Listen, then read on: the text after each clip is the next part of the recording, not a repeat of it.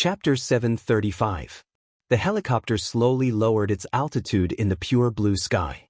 Below was a delicate and beautiful small town that almost looked like a telephone. The town was not big, without industrial pollution or dense traffic. The autumn leaves fell on the flat streets, with a touch of messy beauty, but the whole city was extremely clean. Villas were scattered in picturesque places, and large areas of greenery surrounded the whole city. The continuous green color and yellow leaves extended all the way to the end of the small town. The spectacular white waterfall gushed out of the mountain and fell down, turning into a clear lake around the city. The quiet and beautiful town surrounded by the lake seemed elegant, as if it had been forgotten by the whole world. This is the best world of mortals. Qin Weibai looked down at the scene through the window of the cabin, and a touch of longing flashed on her perfect face. No disputes, no calculations, no fatigue, and no struggle. If you don't want to do something, then don't do it. Real freedom, peace, and joy. It's too idealistic. In fact, there are some small disputes and contradictions, but most of them are controllable. Compared with the outside, this place deserves the word best. Lin Yuxian smiled. As the helicopter landed on the neat lawn, he opened the cabin door and bowed slightly. "Patriarch, please." Qin Weibai nodded and walked out of the cabin. It had been a month since she got the body of the god of war, and Qin Weibai officially came to Switzerland. This was also the first time she came to the headquarters of the Lin clan. Her feet stepped on the green grass, and she looked up slightly at the small town in front of her and the welcoming crowd in the small town. Under the ancient mottled and poetic city wall, the welcoming crowd stood quietly and neatly, and everyone was staring at Qin Weibai. A golden fishtail dress wrapped her exquisite figure. Most of the time, she wore no makeup and wore light makeup. Under the golden top hat, her sharp and delicate face looked more dreamy. Wearing silver high-heeled shoes and a delicate handbag, she walked out of the cabin with horsewoman standing beside her. Lin Yuxian bowed slightly. The bright and warm sunshine fell on her golden dress. The indescribable beauty and nobility were like a force sweeping the whole city. Quiet, mysterious, cold, and dreamy. She looked sacred. This was the first time that Qin Weibai came to the headquarters of the Lin clan, Wolfrey Heights. It was also the first time that the new patriarch of the Lin clan came to Wolfrey Heights. Before that, the patriarchs of the branches of the Lin clan scattered around the world all rushed back to Wolfrey Heights. The relationship between the headquarters of the Lin clan and the major branches had always been very loose. The headquarters provided the necessary development funds for the branches in the early stage, and after the branches matured, they also had to fulfill the responsibility of supporting the headquarters in terms of funds. Simply put, the headquarters and the major branches usually had no contact with each other except for receiving the funds from the major branches.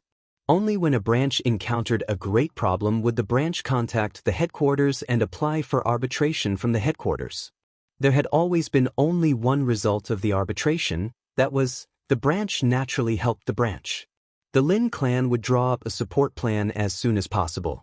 It was possible to ask other branches to give financial support, human support, or even military support and technical support to the branch in need of help.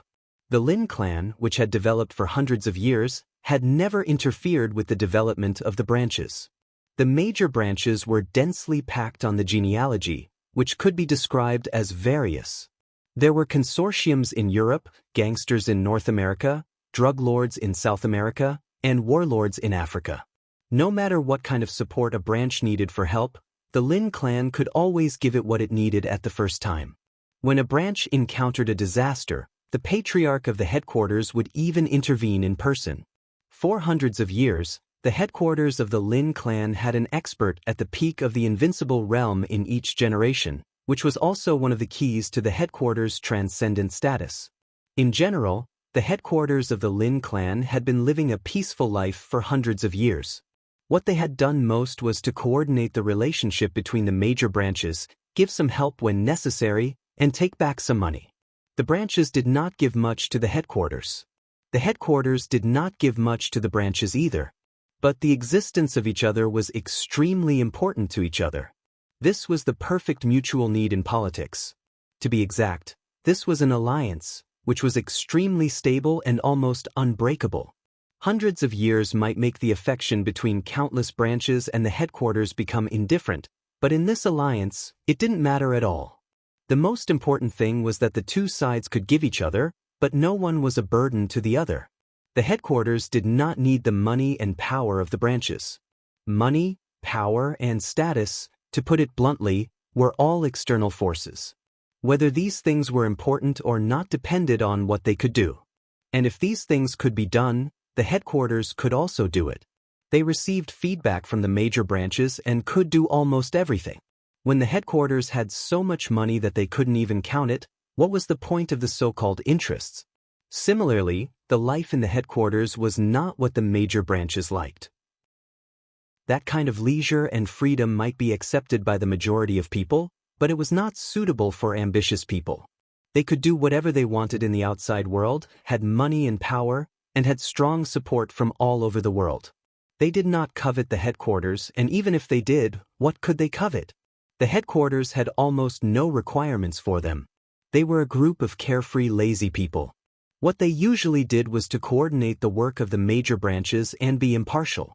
Even if they wanted to usurp the throne and become the patriarch of the headquarters, they still had to do this kind of work. They might not do it, but this was equivalent to destroying the survival mode of the entire Lin clan. The major branches would not agree. And those who didn't want to do this work would mostly set up new branches instead of usurping the throne, because the consequences of failure would be serious, and there would be no benefits if they succeeded. On the contrary, the more stable the core position of the headquarters was, the more stable the development of the major branches would be. This was a real win-win situation. This kind of alliance model was diametrically opposed to the way the Wang family of Beihai gathered all the branches. The Lin clan's approach would reduce the cohesion within the clan. To some extent, it would disperse the scale, and then reduce the deterrent, but it would never have to worry about internal strife. This kind of alliance was extremely stable. As long as they did not encounter an unimaginable foreign enemy that fundamentally destroyed the headquarters and all the branches of the Lin clan, this model of the Lin clan could develop for 500 years, 1,000 years, or even longer. The most important condition of this model was that there must be an expert in the headquarters who could control the situation, not only in the Lin clan, but also in the entire dark world. For example, Lin Fengting now. The idea of the Wang family of Beihai was undoubtedly to strengthen the cohesion within the family without limit. In the entire Beihai province, there were 7 sword-holding families, and dozens of branches of the Wang family of Beihai were all gathered together. While they shared interests with each other, sometimes it was tantamount to forcing the branches to be loyal to the family. This kind of forced cohesion was undoubtedly the most terrible at times. This was also the fundamental reason why the Wang family of Beihai had been the #1 power in the dark world for hundreds of years. However, the strong centralization of power would also lead to increasing conflicts of interests, so the Wang family of Beihai had never been calm. When the contradictions accumulated to a certain extent, reshuffling became a fixed procedure. Therefore, for hundreds of years, the Wang family of Beihai would almost break out a very fierce internal conflict every once in a while. It might last for decades, or it might last for hundreds of years. For example, the rift between Wang Qinglei and Wang Tianzong was getting clearer and clearer. Similar situations had played out several times in the past. This kind of absolute crisis also contained huge opportunities. If the Wang family of Beihai did not handle it well, it would fall apart. Once the reshuffling was successful, the Wang family of Beihai would be reborn, and the cohesion of the whole Beihai would return to its peak state. During that period, they were often the most invincible force in the dark world. They would quickly strengthen themselves in this process. Then, as time went by, they would wait for new contradictions to break out, reshuffle again, and become stronger again. Just like the current Wang family of Beihai. Wang Tianzong was missing. Wang Xiaoyao openly rebelled. The deterrent power of the Wang family of Beihai was reduced to the lowest point. But as long as the Wang family of Beihai could survive the current difficulties and wait for the two brothers Wang Tianzong and Wang Xiaoyao to decide the winner, as long as the Wang family of Beihai was still there, they would still stand at the peak of the dark world for at least the next decades or hundreds of years. One was to control the major branches and frantically centralize power to increase the overall strength. The other was to let all the branches go, and most of the time, they did not care about anything and stood aloof from the world.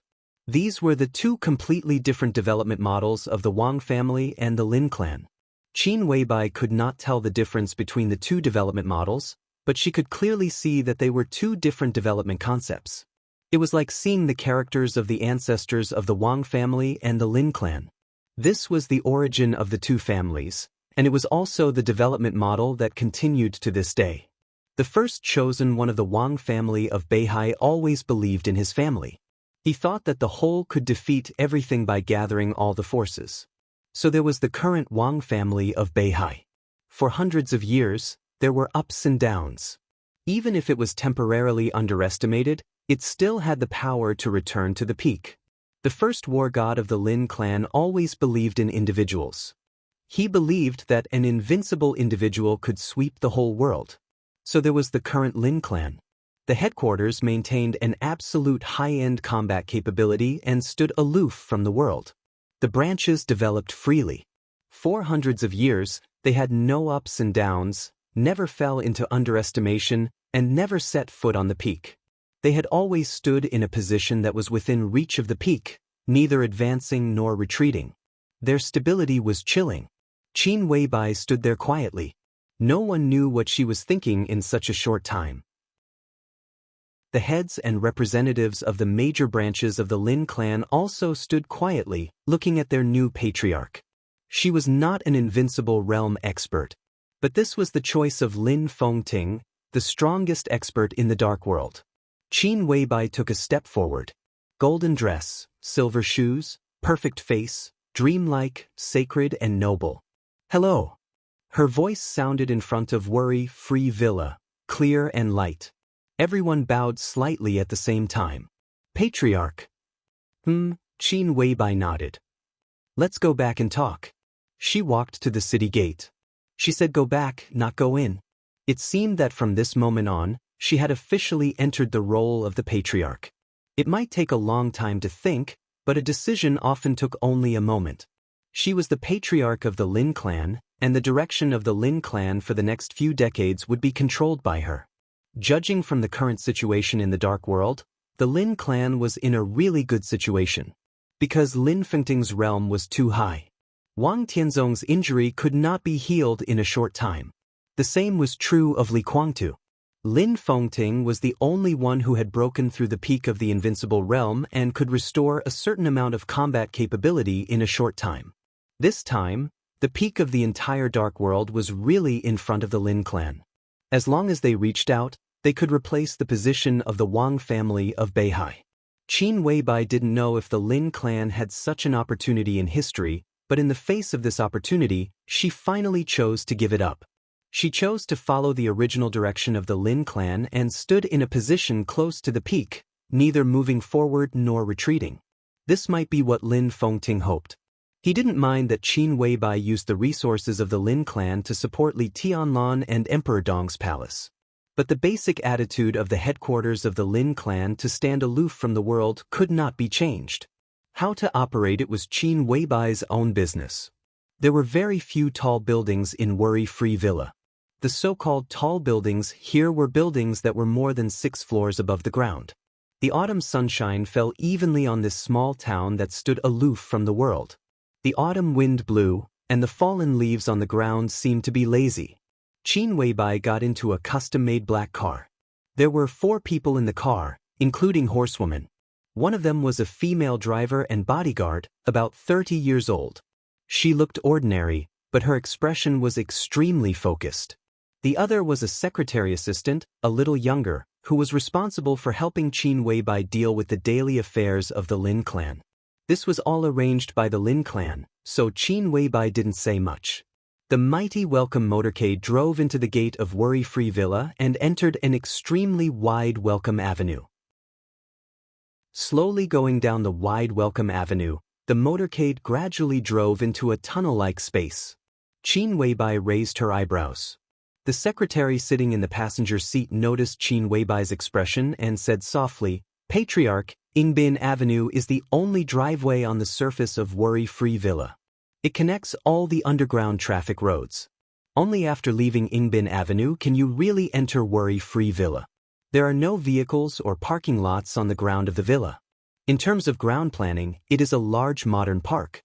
We built the underground traffic network of the villa hundreds of years ago. The underground driveway extends to every corner of the villa, and we have set up elevators and buildings. All the internal vehicles of the Lin clan usually travel underground."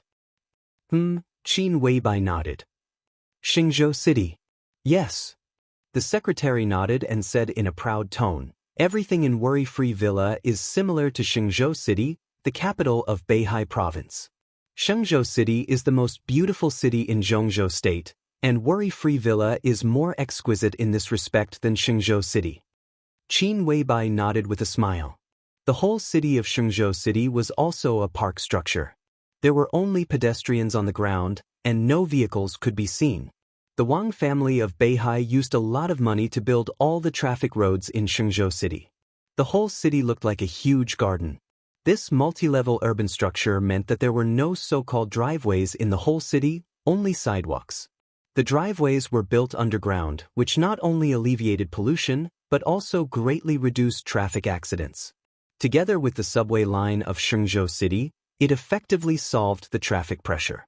In the survey of Zhongzhou State, Xingzhou City was the city with the best air index, the lowest pollution, the largest green area, and the highest satisfaction of people's lives among all the cities in Zhongzhou State.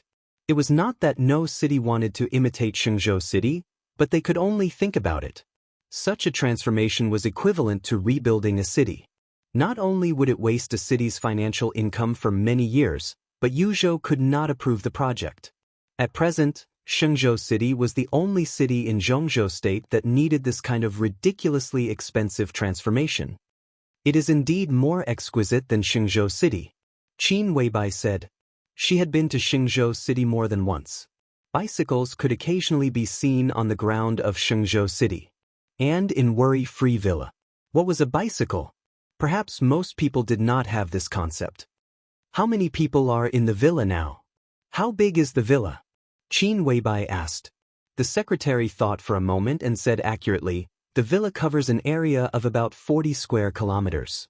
Now there are 3,227 people who stay in the villa all year round, but there will definitely be more and more people in the future." Qin Weibai nodded and said, "I like it here." The secretary pursed her lips and smiled.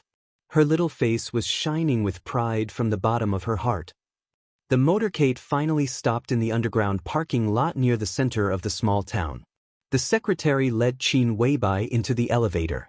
When the elevator door opened, they had already entered a single-family villa with an exclusive small courtyard. "This is your exclusive elevator with fingerprint identification. This is your office and residence. Patriarch, if there is anything else you need or if there is anything you are not satisfied with, you can tell me and I will arrange it right away," the secretary said with a smile. Qin Weibai glanced at the decoration in the hall and nodded casually. "What's your name?" "I am Lin Ying, Patriarch. It is my honor to serve you." There was a touch of intimacy in Lin Ying's voice. In the Lin clan, which was not completely isolated from the world, the freedom of most people was based on the responsibility of a small number of people. The Lin clan had Lin Fengting, so the headquarters of the Lin clan stood aloof from the world.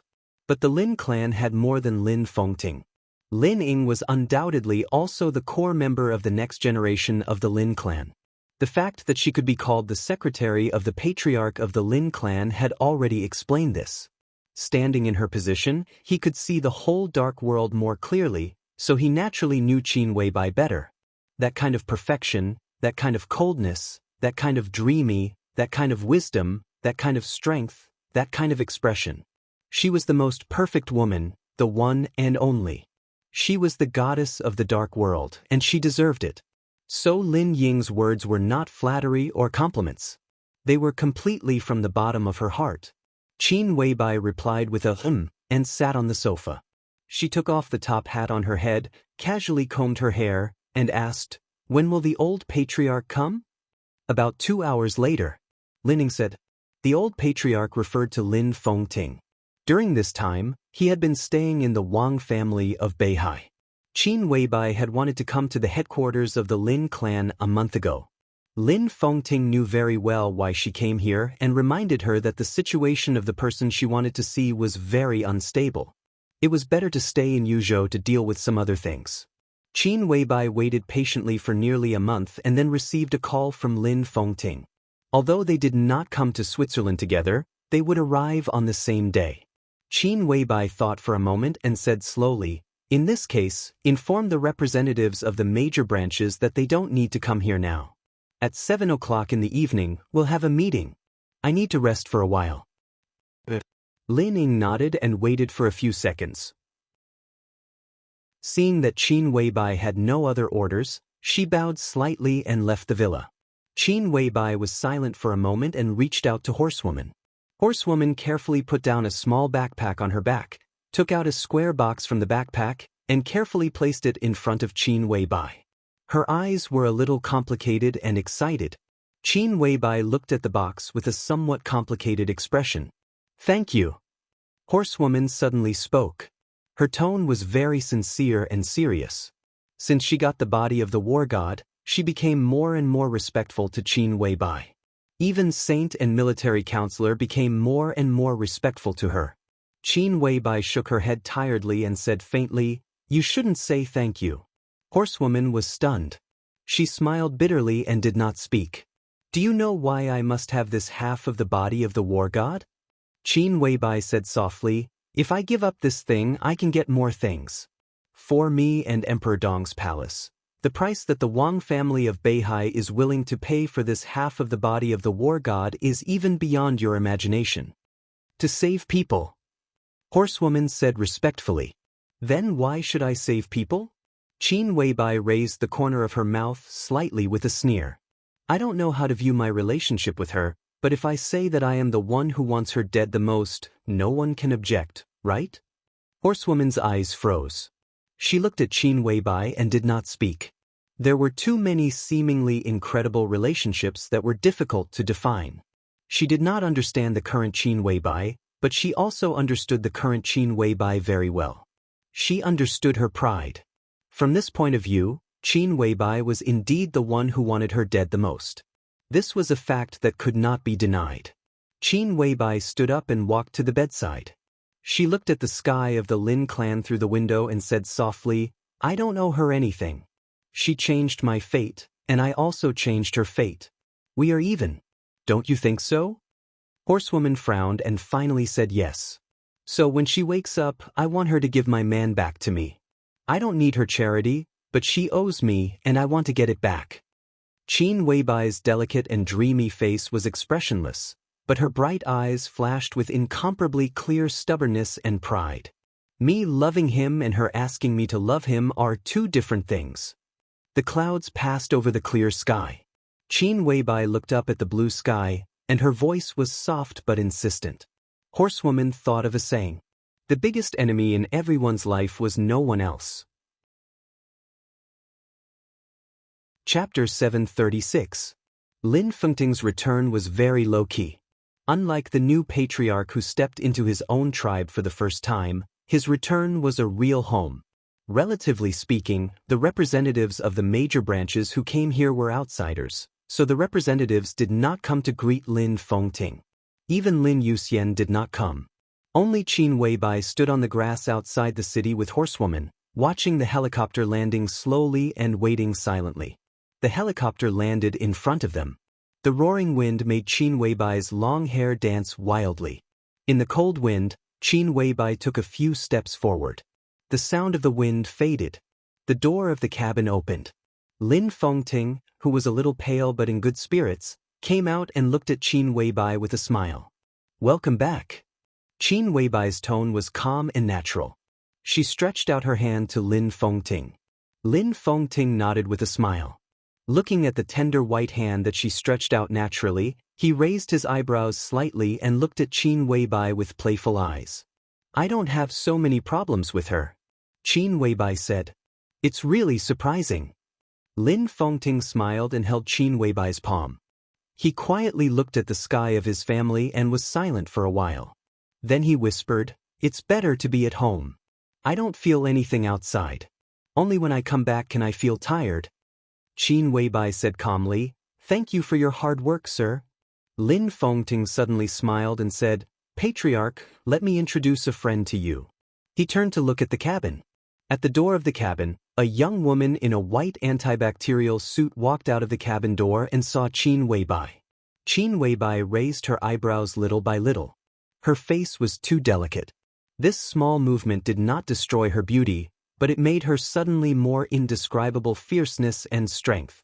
She looked at her charming silver eyes and was silent for a while. Then she said, "Beihai Silver Eyes? Nice to meet you, Boss Qin."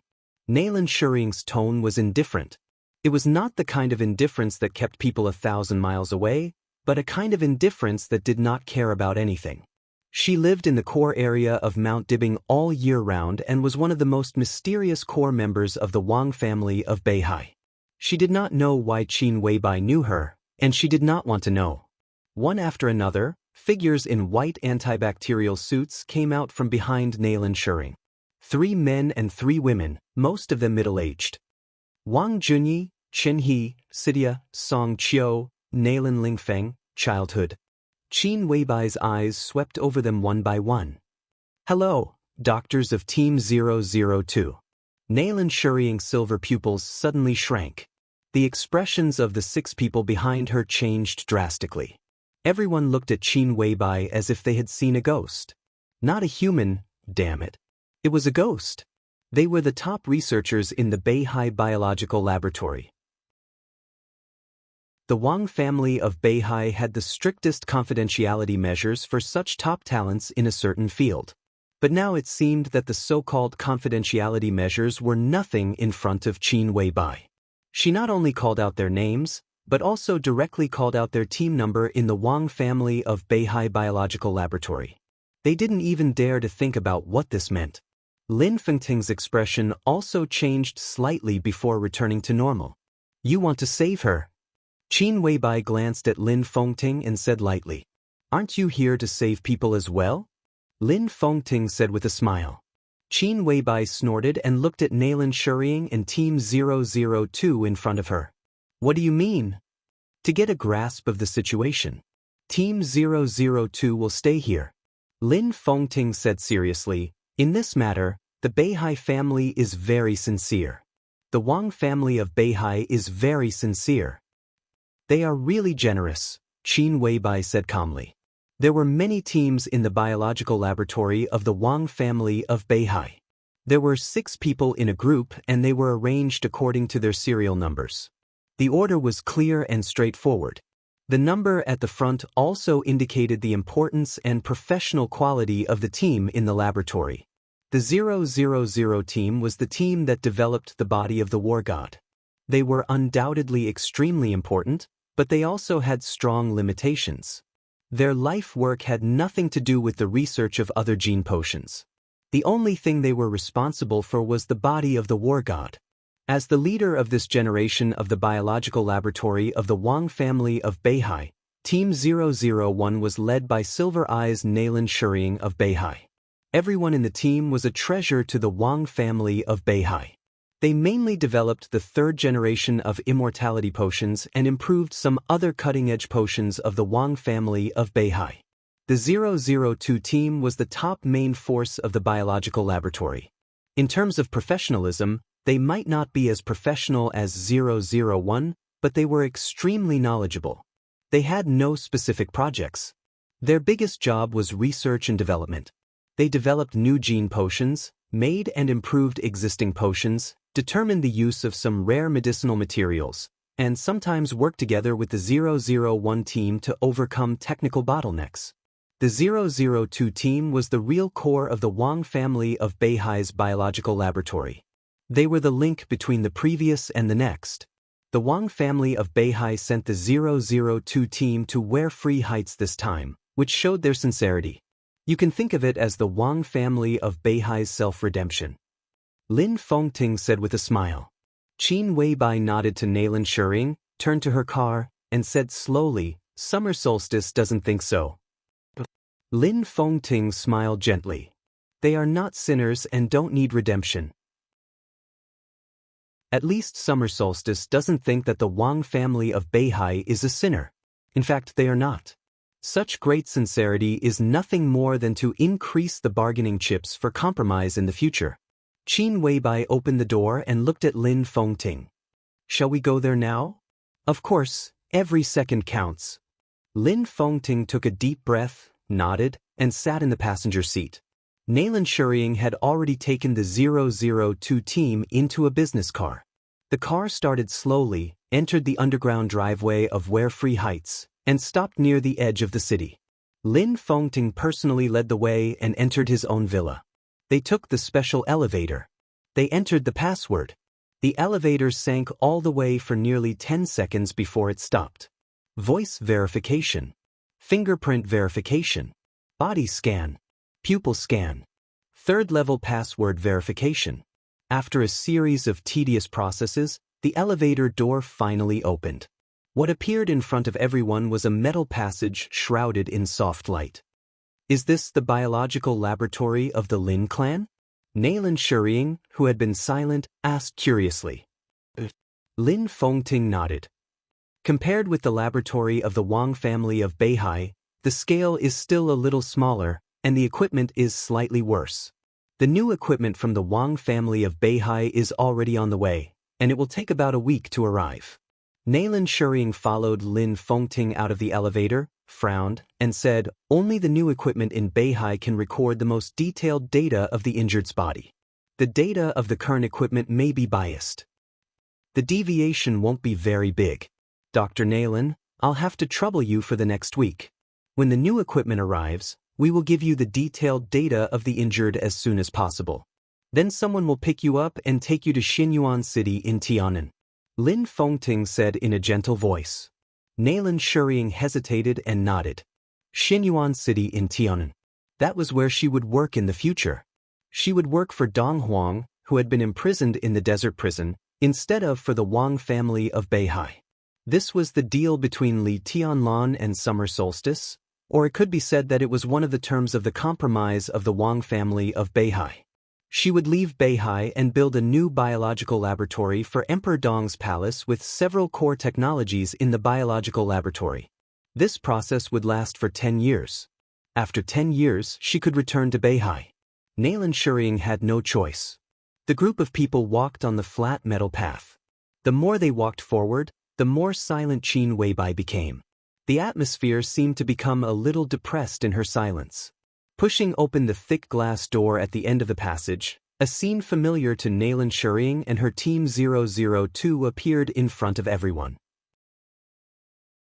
The clean and almost cold silver walls, the neatly hung screens, the multifunctional test bench, the electronic recorder, the detector, the large microscope, the multifunctional decomposition device, and the dormitories and small laboratories around the hall.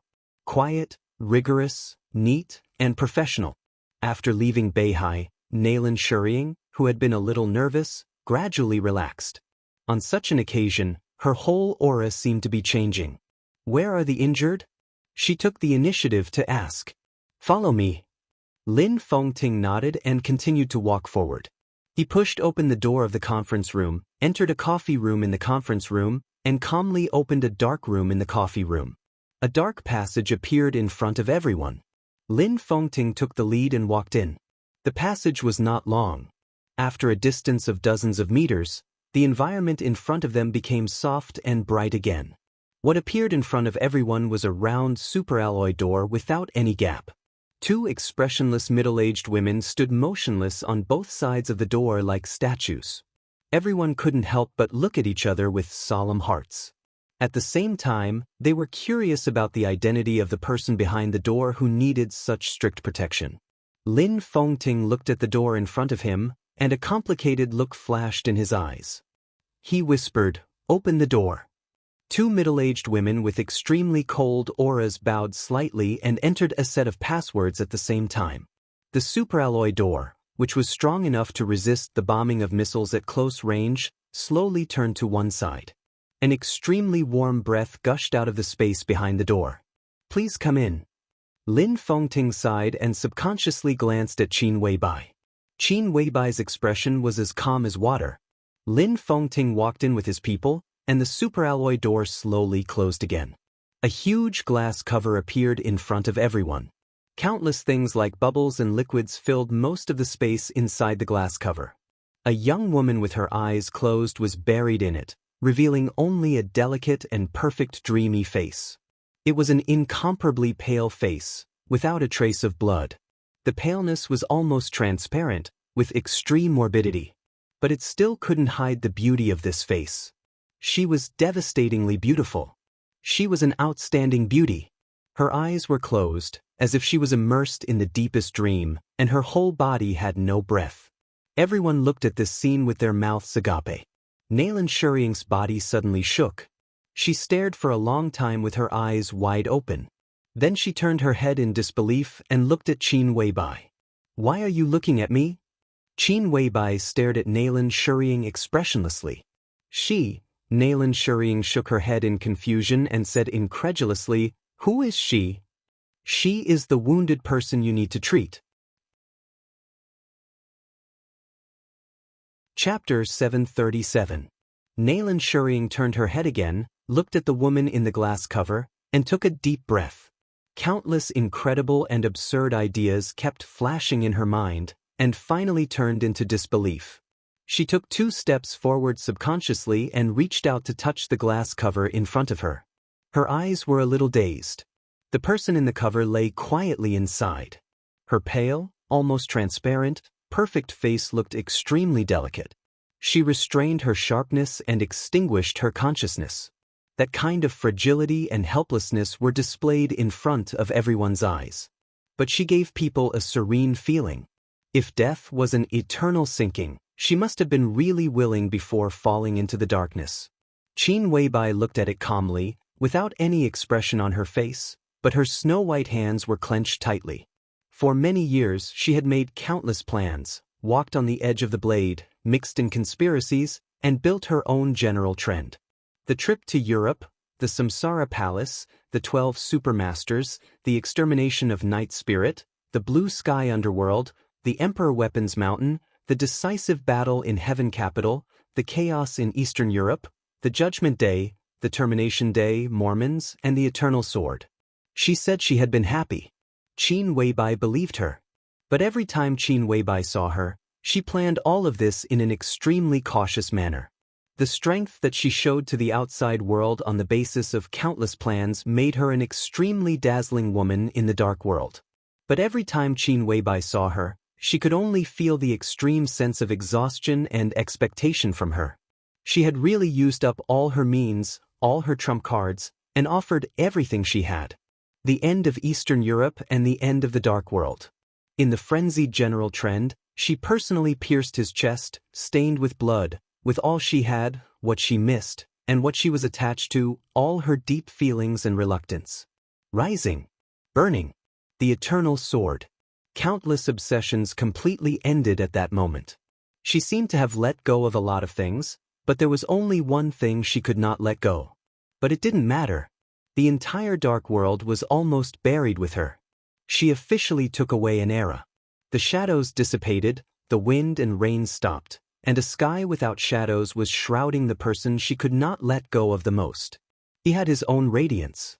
All the meeting darkness was her own darkness. Qin Weibai took a deep breath and murmured softly, "How can you be so important?" Horsewoman and Lin Fengting glanced at her at the same time. Qin Weibai's voice gradually grew louder. "Why are you so important?"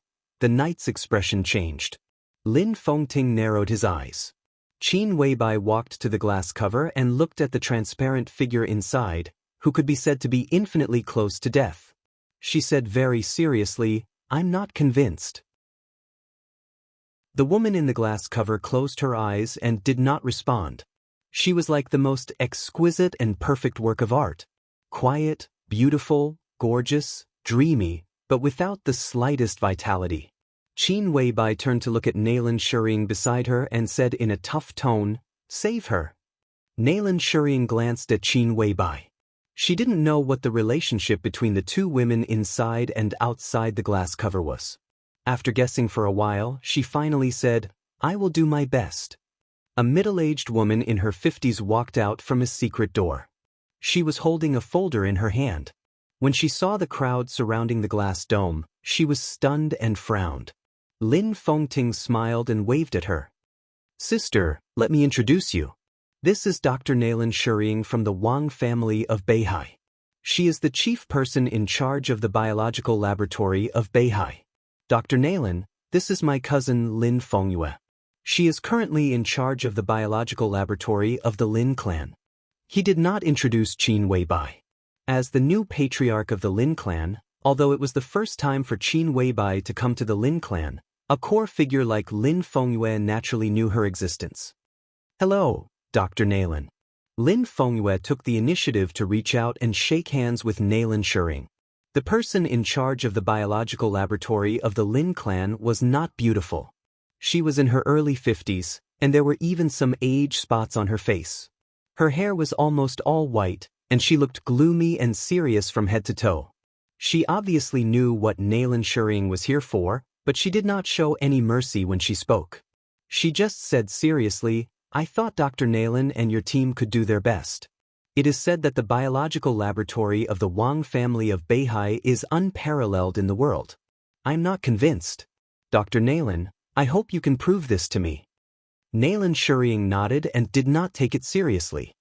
"I need the physical data and brainwave records of the injured, as well as the report of cell activity in the past 72 hours, blood tests, body x-rays, and your conclusions." Lin Fengyue took a deep look at her, handed the folder in her hand to Nalin Shuriying, and sighed, "Most of the things you want are here, please come with me." At present, the data of the injured are at the lowest point. Many of the data are even lower than the theoretical survival data. We have tried various methods, we have tried all kinds of methods. We have used a lot of recovery drugs, but it didn't work. The method you see now is the result of our best efforts. Nalin Shuriying looked back at the huge glass cover. The glass cover was naturally not glass. The things inside that looked like bubbles were naturally not bubbles either. This kind of huge transparent glass cover was mostly used in aerospace engineering. It was an extremely rare fusion metal that could form the best sealed space. The foam inside was a semi-solid nutrient solution that had a large amount of restorative drugs added into it. This nutrient solution was very airtight and easy to absorb. It was also at a constant temperature and was soft enough to not harm the injured person's body. Not only could it better maintain her almost completely exhausted vitality, but the greatest role that the nutrient solution could play was just maintenance. The vitality of the injured, even in the nutrient solution, was still declining little by little, but the speed was much slower than under normal circumstances. But no matter how slow it was, there would always be an end, and that would be real death.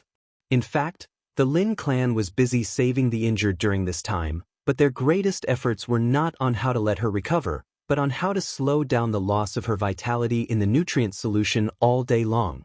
We have already sent the first batch of body data to Beihai half a month ago, the second batch of data was sent a week ago, and the third batch of data was sent 3 days ago. Dr. Nalin, the data in your hand is from yesterday. I want to know if you have any ideas, even if it is some vague ideas. This injured person is very important to the Lin clan, and it is also very important for the improvement of our technology in the field of biology. Lin Fengyue led a group of people into her laboratory and spoke with a serious expression. "Your thinking is wrong." Nalin Shuriying was silent for a moment. It doesn't work to slow down the loss of the injured person's vitality. It doesn't even make sense. At present, the most important thing is her body.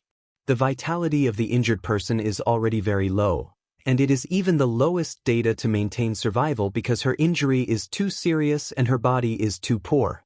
The reason why her vitality is constantly flowing away is that her body can no longer bear anything, including the vitality in her body. No one spoke. After nearly a minute, Lin Fengyue blinked and tentatively said, "You mean, she is already dead?" Nalin Shuriying said directly. Chapter 738. What nonsense are you talking about? Just as Nayland Shuring's voice fell, Knight's somewhat angry voice suddenly sounded. Dr. Lin just said that she still has vitality. She fiercely glared at Nayland Shuring. Her face was distorted and looked somewhat ferocious. But her body is already dead. Nayland Shuring said seriously, vitality is the guarantee to support the survival of the body. As long as the body exists, vitality can't keep flowing away. The Lin clan's way of dealing with it is very professional. Under such circumstances, her vitality is still declining, which can only mean that her body is dead. That vitality is the last trace of activity of this body. A dead body naturally can't retain vitality. The Lin clan's current method is equivalent to forcibly keeping a person who is about to die, which is like defying the heavens. The knight's body shook violently, his face as pale as snow.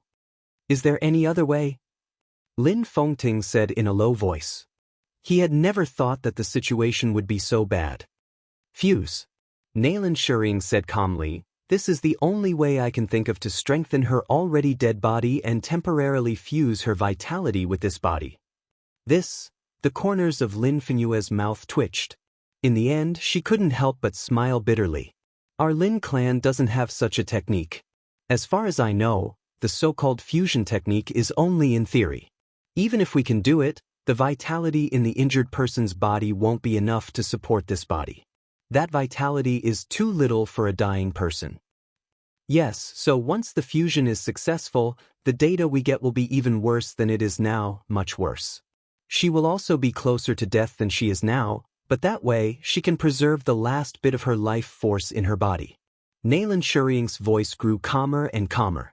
Beads of sweat appeared on Lin Fengyue's forehead. It's worse than the current data, she whispered to herself with an ugly expression on her face. This state, neither dead nor alive.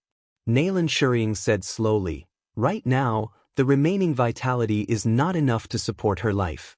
Once the vitality completely fuses with the body, in the biological sense, she is no longer a living person, just not dead. How to fuse them? Lin Fengyue shook her head and said, there's no time. Nayland Shuring turned to look at Qin Weibai. Before I came here, Aunt Xiaji told me that you have half a body of the war god? She asked softly. The body of the god of war. Lin Fengting was stunned. Even he didn't know what it was. Qin Weibai glanced at Horsewoman. The knight took out the small square box from his bag and handed it to Nayland Shuring. Are you confident? Qin Weibai said solemnly. It's not a matter of confidence. Nayland Shuring shook her head. This is the only solution. But after the fusion, what's the difference between her and being dead? Qin Weibai's tone was almost interrogative. Perhaps even she herself did not know that her current mood was quite sensitive and agitated. The biggest difference is that she's not dead. Nayland Shuring said honestly. This explanation was so powerful that Qin Weibai was speechless for a moment. She was not dead. That was the difference. However, the injured after the fusion was no longer considered to be alive. What I need is to heal her and make her recover. Qin Weibai said coldly. After the fusion, it's just to keep her from dying completely. This is the first step. The second step is activation. Nayland Shuring said calmly. Activation? Qin Weibai's eyes lit up. The third generation of eternal life? Have you succeeded? Nayland Shuring gave her a strange look and narrowed her eyes. No matter how indifferent she was to the world, she could not help but be curious at this time. The other party could call out the names of everyone in Team 002, and the moment she mentioned activation, she could think of the top secret of the Wang family of Beihai, the third generation of eternal life. How much did she know about the biological laboratory of Beihai? The main function of the body of the war god was fusion, which doubled the body's endurance. The third generation of eternal life activated vitality and doubled it. This was the method that Nayland Shuring thought of. First, she used the body of the war god to integrate the vitality of the injured with her body, and then used the third generation of eternal life to completely activate the vitality in her body to achieve the expected state of awakening. Then there was a long period of cultivation and recovery. This was also the only feasible way at present.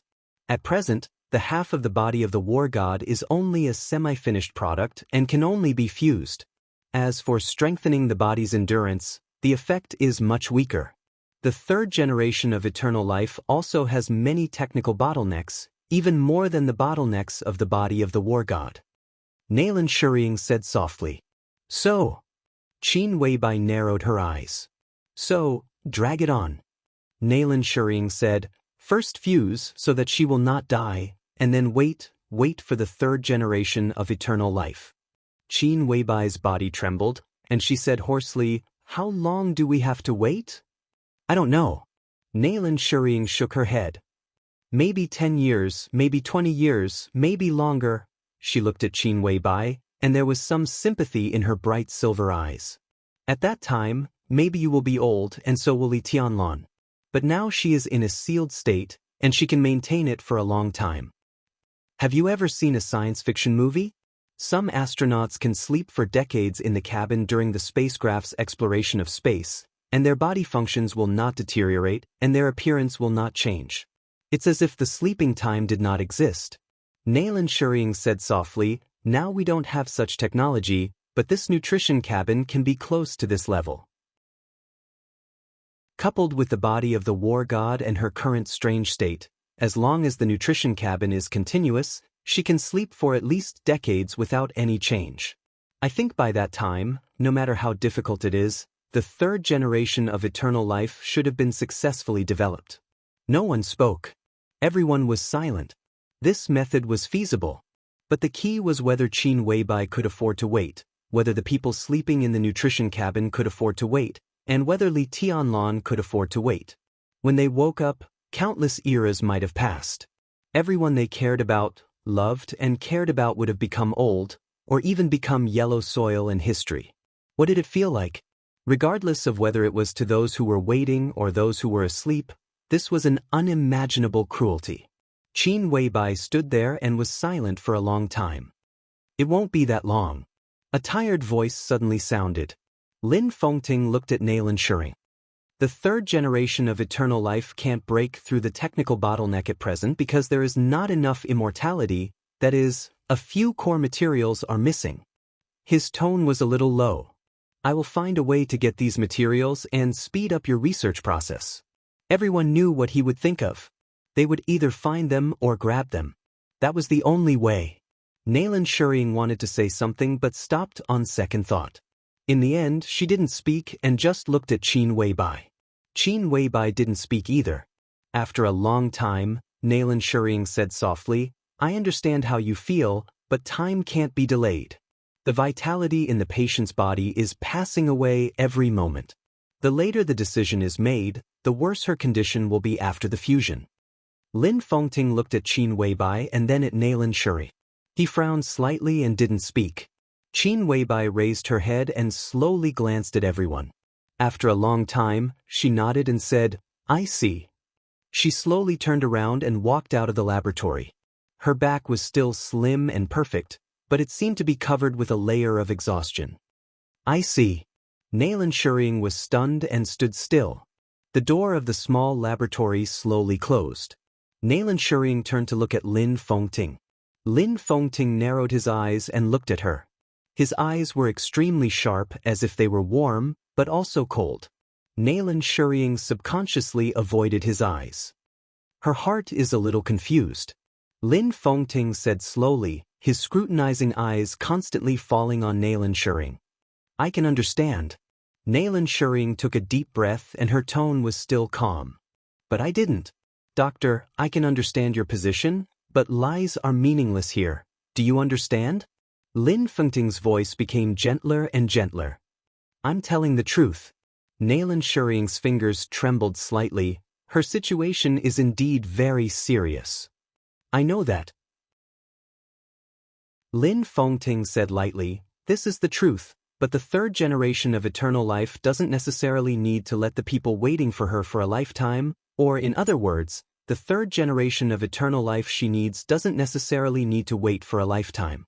The semi-finished body of the god of war can stabilize her, so the next 3 generations of eternal life may not necessarily be the finished product, right? Nalan Shuring was silent for a while and said calmly, "I will try my best." Lin Fengting looked at her. His eyes were calm and deep. Nalan Shuring stopped talking. Lin Fengting nodded and left the small laboratory. He didn't know if what he said was right, but if this was the truth, he could understand. Nalan Shuring, Team 002, and the body of the god of war were the sincerity of the Wang family of Beihai. Maybe it was not the so-called redemption, but they really wanted to protect themselves. Once Li Tianlan walked out of the desert prison, the development of Emperor Dong's palace would be unstoppable in a short time. If Li Tianlan went to the peak, the Wang family of Beihai could only bow their heads and compromise. Then the wounded lying here at this time would become the biggest obstacle between Emperor Dong's palace and the Wang family of Beihai. These sincerity were the means by which the Wang family of Beihai tried to weaken this obstacle. As for the process, the Wang family of Beihai could choose and even control it. Letting the wounded recover was a process. But in this case, even if she recovered, Li Tianlan might still have a grudge in his heart. What if he didn't let her recover but gave Li Tianlan enough hope? For example, time and procrastination. Letting her recover was tantamount to taking the initiative to compromise and handing the initiative to Li Tianlan. If he didn't let her recover and delayed indefinitely, it could let Li Tianlan see the hope of her recovery, which meant that the initiative was always in the hands of the Wang family of Beihai. Li Tianlan would compromise. He could only compromise. Lin Fengting's face was a little gloomy. If this was true, he could understand the motive of the Wang family of Beihai to do so, but he would not accept it. And the truth and falsehood between this was undoubtedly the most difficult to distinguish. He thought silently, closed the door, and came to the huge glass cover. Qin Weibai was standing there, looking up at the woman in the glass cover who was strong, powerful, glorious, but now could not control her own fate. She was in a daze. Lin Fengting stood there and watched for a long time without moving. After a long time, in the almost frozen picture, Qin Weibai reached out her hand and gently knocked on the glass cover in front of her. She said slowly, "I know why you did this." Her voice was so soft that it was almost a whisper. "You ended everything and tried to escape what you always didn't want to face, because you were worried that Tianlan would hate you."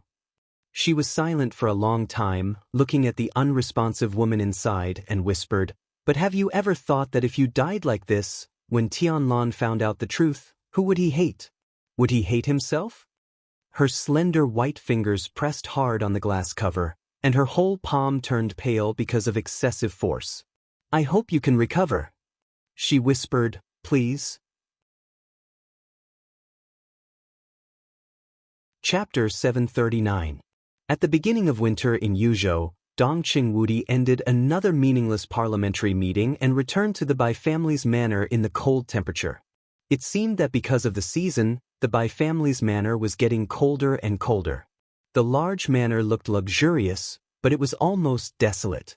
As the speaker of Yuzhou, Bai Zhanfeng rarely lived in the manor. Most of the time, he stayed in the first building of the council compound in Yuzhou. Bai Qingqian, who married Dong Qingwudi, either returned to Zhongyuan or Liaodong and rarely came back. Bai Qingqian's son and daughter were studying abroad, and his wife accompanied them to study all the year round. She rarely came home. Most of the time, Bai Qingqian lived alone in the manor in Qingshan, looking extremely lonely. For Bai Qingqian, in addition to his wife and son coming home from abroad, Dong Qingwudi's visit was the most desirable thing. Many years ago, Dong Qingwudi and Bai Qingqian were in love with each other. After they got married, Dong Qingwudi and his brother-in-law had a deep personal relationship. Over the years, the relationship between Bai Qingqian and Dong Qingwudi had become more and more rigid, which directly led to the growing rift between the Bai family and the Dongqing clan. Now Dong Qingwudi and his wife were gradually reconciled. Dong Qingwudi was transferred to Yuzhou from the Border Control Corps. Dong Qingwudi would come to the manor whenever he had something to do.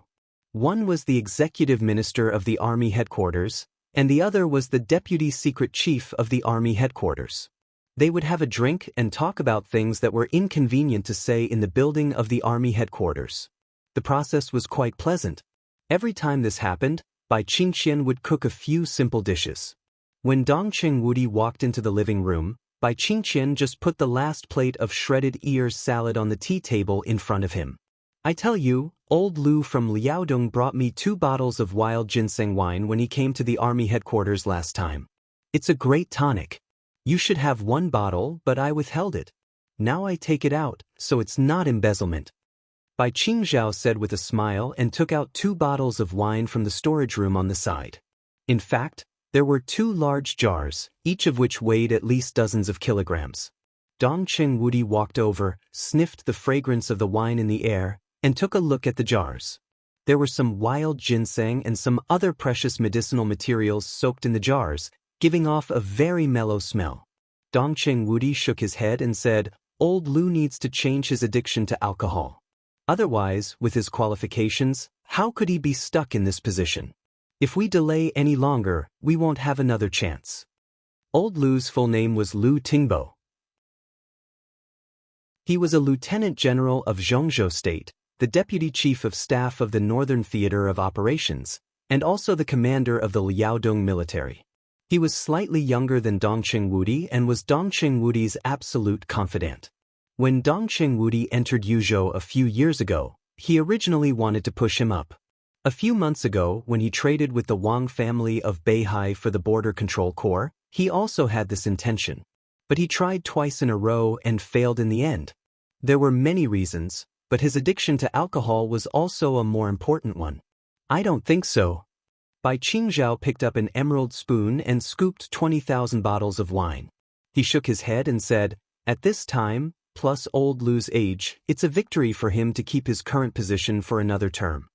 Dongqing Wudi took a sip of wine sullenly, frowned, and said nothing. The meeting didn't go well? Bai Qingzhao asked. It had been nearly 4 months since Li Tianlan was imprisoned in the desert prison. Autumn had passed, and the cold winter enveloped Yuzhou. The atmosphere of the entire Yuzhou had become more and more depressing in 4 months. Bai Qingzhao couldn't remember how many council meetings had been held. The swords and sabers between the giants had almost filled the entire Zhongzhou state. The interior of the desert prison was still calm, but the entire Zhongzhou state had been really turbulent, and the situation was changing almost all the time. Today, Qi Baitsong was invited to attend the meeting.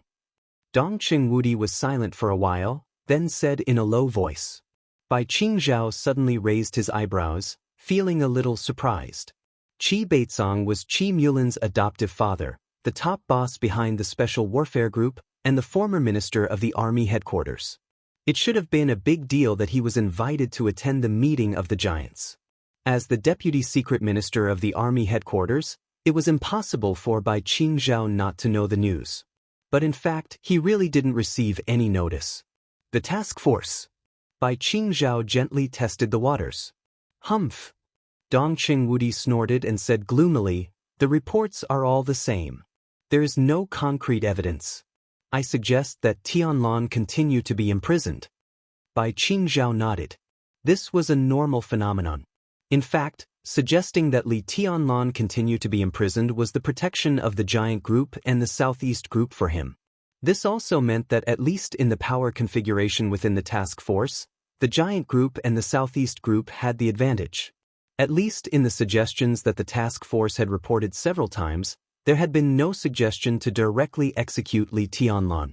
As the game went on, the investigation went on. The task force of the Mulin treason case had become more and more luxurious. Today, for months later, Dongqing Wudi personally served as the team leader of the task force. Gu Qianchuan, the first elder of Kunlun City, served as the executive deputy team leader. Yi Dongxing, the deputy minister of the army headquarters and the chief of general staff, served as the deputy team leader.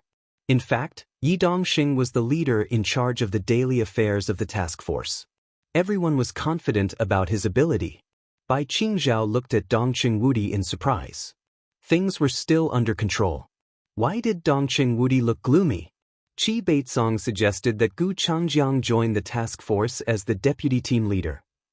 Dongqing Wudi drank the wine and said quietly, Zhou Yunhai expressed his support, and the meeting has passed. Gu Changjiang was one of the backbone forces of Kunlun City.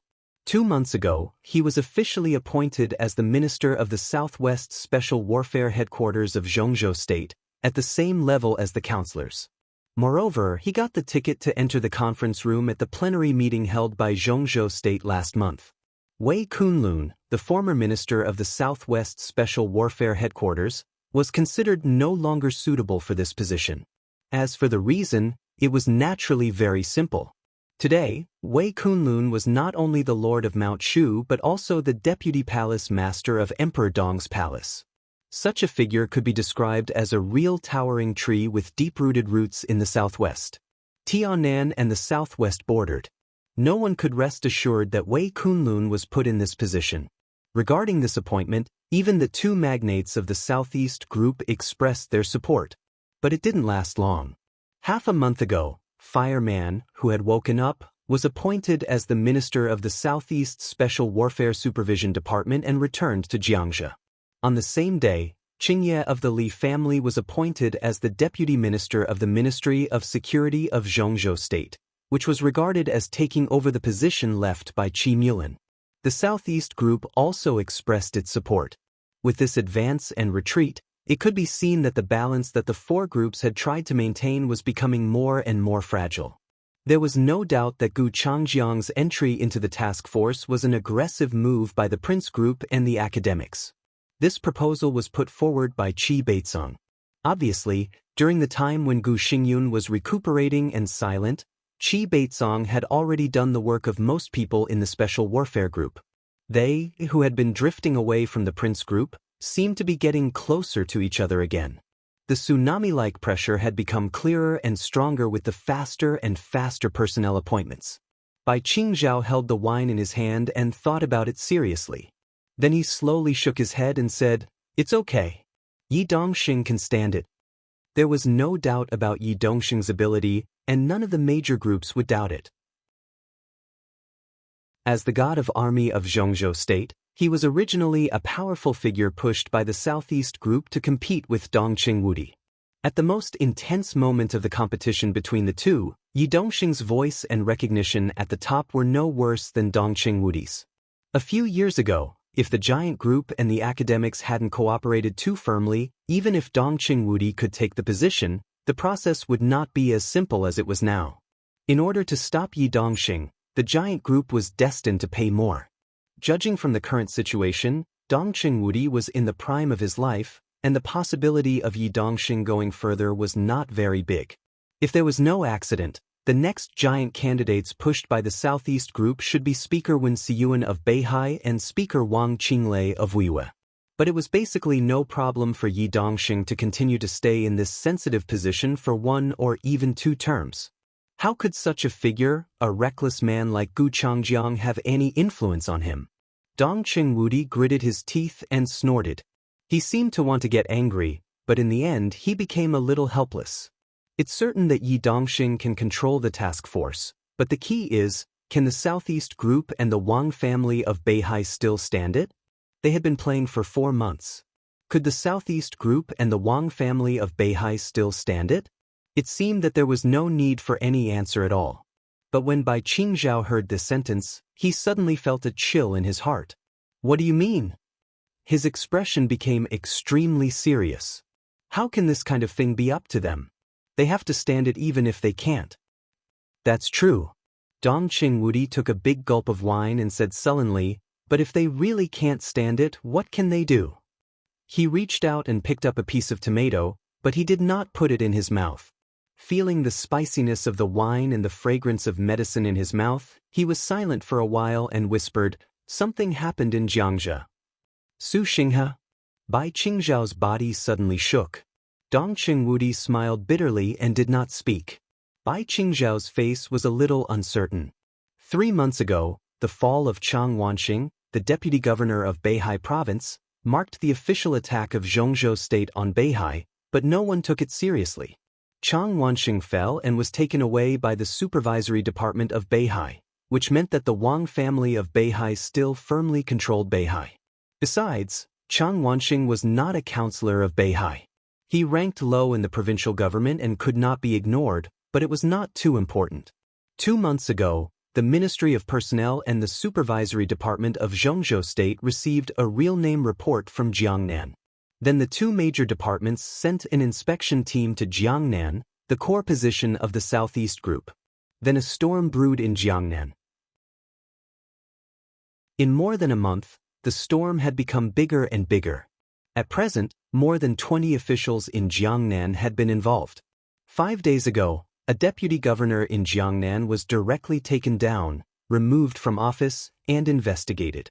It was not until this time that people realized that the academics and the Prince Group directly took action against Su Xinghe. Su Xinghe was now the speaker of Xianxia, and before that, he was the governor of Jiangnan. In 5 days, it was obvious that someone had raised the issue of Su Xinghe at the board meeting that had just ended. Bai Qingzhao took a deep breath, and his heart was extremely turbulent. If this was the counterattack from the academics and the Prince Group, then no one had expected that the counterattack would be so fierce. They directly took action against the speaker of the province. Zhongzhou State had a territory of tens of millions of square kilometers and a population of more than 1 billion, but there were less than 40 speakers of the province. They were the real border conquerors, and they were also the most valued position by the parliament and the major groups. Even in the province, the weight of the governor was far less than that of the speaker. Such a position had always been the position that the major groups had fought for with all their might. Another meaning of fighting for it with all their might was naturally to protect it with all their might.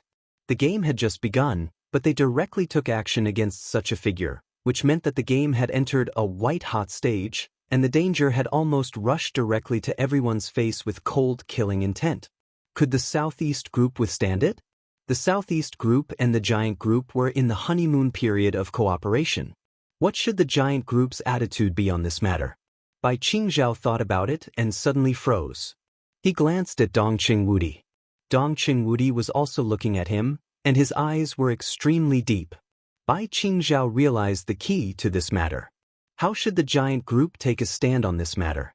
Obviously, the cause of this game was Li Tianlan's killing of Qi Mulin's family. Because of the special relationship with Tiannan, whether intentionally or unintentionally, Li Tianlan had become the heart of this game. The academics and the Prince Group both hoped to use Li Tianlan to establish their power and disintegrate Beihai province more smoothly. As long as they took down Li Tianlan, the parliament might find a reason to take down the speaker of Beihai. This touched the bottom line of the Wang family of Beihai. The speaker of Beihai had always been directly appointed by Mount Dibing. That was why the Giant Group and the Wang family of Beihai had joined hands. But now, the academics and the Giant Group had temporarily suppressed the matter of Li Tianlan and did not take a stand. Instead, they bypassed this matter and directly took action against Su Xinghe. What about the Giant Group? Support the Southeast Group? This matter, at least on the surface, had nothing to do with Li Tianlan. Once Dong Qingwudi came forward to support it, it meant that the two sides would join hands in more fields. This also meant that in the next game against the Wang family of Beihai, the Giant Group had already stood on the side of the Wang family of Beihai, so it would face more pressure from the parliament. This was undoubtedly the situation that the entire Giant Group did not want to see. They joined hands with the Southeast Group just to protect Li Tianlan, that was all. As for the next game and the disintegration of the Wang family of Beihai, Dong Qingwudi was actually on the side of the academics. After all, this matter was a good thing for Zhongzhou State. Dong Qingwudi's greatest support for Beihai was limited to not participating. It was impossible for him to join hands with the Wang family of Beihai. Su Xinghe's matter had nothing to do with Li Tianlan, so it was difficult for Dong Qingwudi to take a stand. But if he did not take a stand, it would form a huge crack in the cooperation between the two sides. The most important thing was that the academics and the Prince Group still did not take a stand on Li Tianlan's issue. But they took action against Su Xinghe, which gave the Giant Group another chance. Not to mention Li Tianlan. Zhou Yuanshan, the real leader of the next generation of the Giant Group, was now the governor of Xianxia. If Su Xinghe fell, Zhou Yuanshan was likely to be the biggest beneficiary. And the key to this matter seemed to lie in how the Giant Group would choose. It's a dilemma. Bai Qingzhao glanced at Dong Qingwudi and suddenly asked, "What did Senior Zhou say?" Zhou Mulin was now also one of the directors. As the leader of the giant group and Dongqing Wudi's predecessor, the opinion of Zhou Mulin, who was about to retire, was undoubtedly crucial. He didn't say anything. Dongqing Wudi shook his head and frowned more tightly. Bai Qingzhao narrowed his eyes. He said nothing. Chapter 740. Dongqing Wudi could understand why Zhou Mulin said nothing. However, just because he could understand it didn't mean that he wouldn't feel troubled. In fact, no matter what group it was impossible for the internal structure to be monolithic. Where there were people, there would be politics. There would be different ideas and different demands. For a country, a president who could unify the different voices in the country was an outstanding president. For a group, a leader who could unify the different voices in the group was an outstanding leader. There were different groups in the country. There were different groups within the group. Balance and compromise were topics that could never be avoided if one wanted to have a common voice and allow a country or group to develop smoothly. Zhou Mulin was one of the veteran leaders of the giant group, but he was also Zhou Yuanshan's father. In such a sensitive situation, if Su Xinghe failed, Zhou Yuanshan was likely to reach the top in Xianxia. He was trained as the next leader of the giant group. If Zhou Yuanshan, who was only 36 years old this year, could reach the top in Xianxia, in the following time, his huge age advantage could make him manage his team better and strive for the number 1 position in 20 years. Zhou Mulin's term was less than 3 years away. At this time, if he could push Zhou Mulin up, he would definitely not hesitate. He had given Dongqing Wudi a lot of face by refraining from making a clear statement at the meeting. "Where's Dad?" Bai Qingzhao suddenly asked.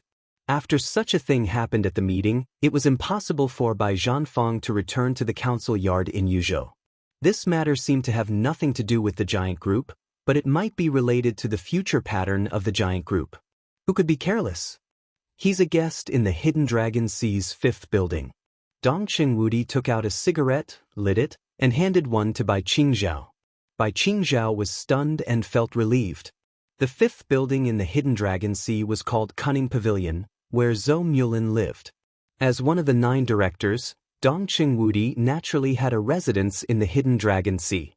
The 3rd building, Glowing Pavilion, was prepared for Dongqing Wudi. However, Dongqing Wudi spent most of his time in the army headquarters building and rarely went there. Bai Qingzhao pondered. As soon as the meeting ended, Bai Zhanfeng went to Zhou Mulin's place. It was extremely important for them to reach an agreement. Your attitude is also very important. Bai Qingzhao thought for a moment. What do you think about Su Xinghe? It's not easy for me to talk about this.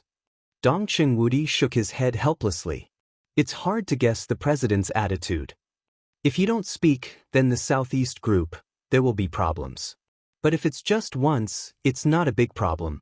As you said, the Wang family of Beihai has no way out. If they can't stand it, they have to stand it. I'm silent this time. Even if the Wang family of Beihai is dissatisfied, they won't say much. But the problem is, what about the future? Now they had bypassed the problem of Tianlan and started to attack the Southeast group. Su Xinghe was the first one. Who knew who the second one would be? If we continue to remain silent, then what is the so-called cooperation? Bai Qingzhao took a deep breath and muttered, if this continues, who knows how long it will take. If this matter is suppressed by Li Huaqing, his prestige will be damaged, but it can actually destroy our relationship with the Southeast. I don't know how many years Tianlan will have to stay in the desert. Dongqing Wudi did not speak. I have 2 suggestions. First, we must let the task force have some concrete evidence. Secondly, we have to find a way to test the president's attitude. He has the involvement of the academics, and they are plotting something big in this matter. There might be a chance. Bai Qingzhao said slowly, word by word. It's useless. Dongqing Wudi shook his head. The task force is a cover. How can we find evidence of Qi Mulin's treason? Even if there is, evidence isn't the deciding factor at the level of the parliament. The establishment of the task force is just a way for both sides to take a step back in order to save face. What about the president's attitude? Bai Qingzhao put out his cigarette. Dong Chengwudi's expression was a little gloomy. He pondered in silence for a long time before slowly saying, "If you were the president, what would you choose?" Bai Qingzhao was stunned. He did not quite understand. He subconsciously shook his head and said, "I don't know." He bypassed Tianlan and attacked Beihai, but it doesn't mean that he doesn't care about Tianlan and Emperor Dong's palace. In this way, his choices are limited. First, he was waiting for me to come to him. On the matter of Tianlan, he took a step back and announced that Qi Mulin had committed treason and Tianlan was innocent. We both reached a compromise and gave enough benefits to the academics. In this way, we, the Prince Group and the Academy will join hands to suppress the Southeast Group. The Wang family of Beihai will definitely lose. Bai Qingzhao glanced at Dong Chengwudi and waited for him to continue. Second, an indescribable brilliance flashed through Dong Chengwudi's eyes, and his voice became a little low. Second, we take down Su Xinghe and let Yuan Shan take the position. He will come to us on his own initiative and promise to fully support Yuan Shan in the next 20 years to let him take that position. As for the conditions, he twitched the corner of his mouth and said coldly, "We give up Tianlan." Bai Qingzhao sucked in a breath of cold air and stood up abruptly, almost knocking over the tea table. The wine in the small celadone bowl shook violently and spilled out. "Fully support Zhou Yuanshan and give up Li Tianlan." Li Huaqing's choice was infinitely magnified in Bai Qingzhao's mind in an instant. If he chose this proposal, he would not talk to Dong Chengwudi at all. He would go directly to Zhou Mulin. Zhou Mulin originally wanted to support Li Tianlan, but obviously he was more willing to support his son.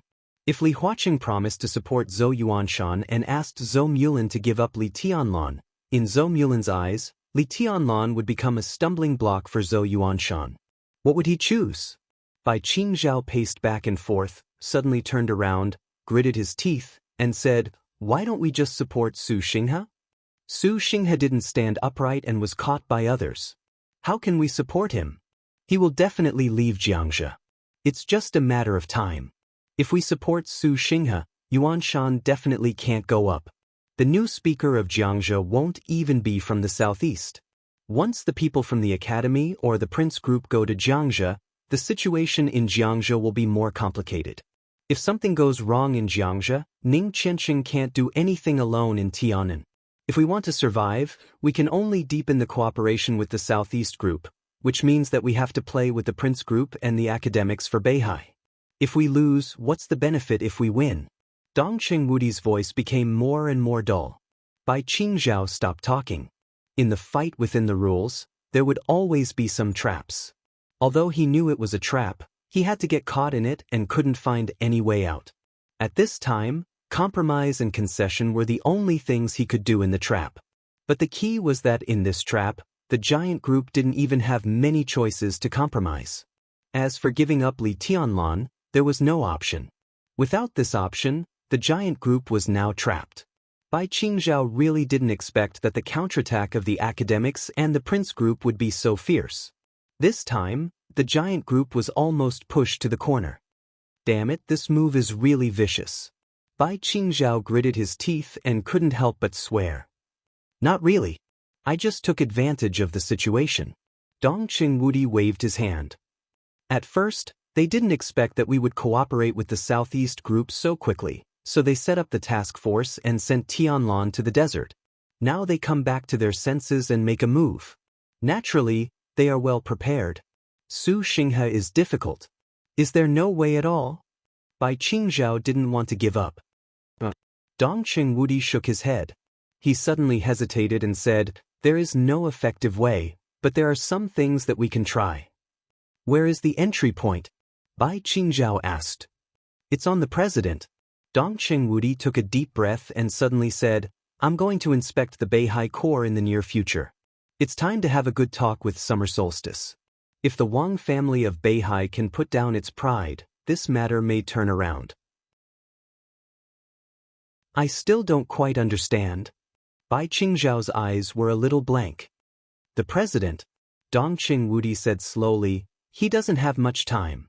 Bai Qingzhao lowered his head and thought for a long time. Then he said with some uncertainty, You mean you want to support the president? No, it's not the right time. It's too early. It's not too early. An old voice suddenly sounded at the door. Bai Zhanfang, the chairman of Yuzhou, walked in and said blandly, "The matter about Su Xinghe won't come to a conclusion in a short time. If we can delay this period of time, we can almost take action." Dad! Bai Qingzhao and Dongqing Wudi stood up at the same time. Bai Zhanfang waved his hand and motioned for them to sit down. In terms of position, Dongqing Wudi was a director and could be said to be the leader of Bai Zhanfang, a member of parliament. But at home, as a father-in-law, Bai Zhanfang was naturally the most powerful.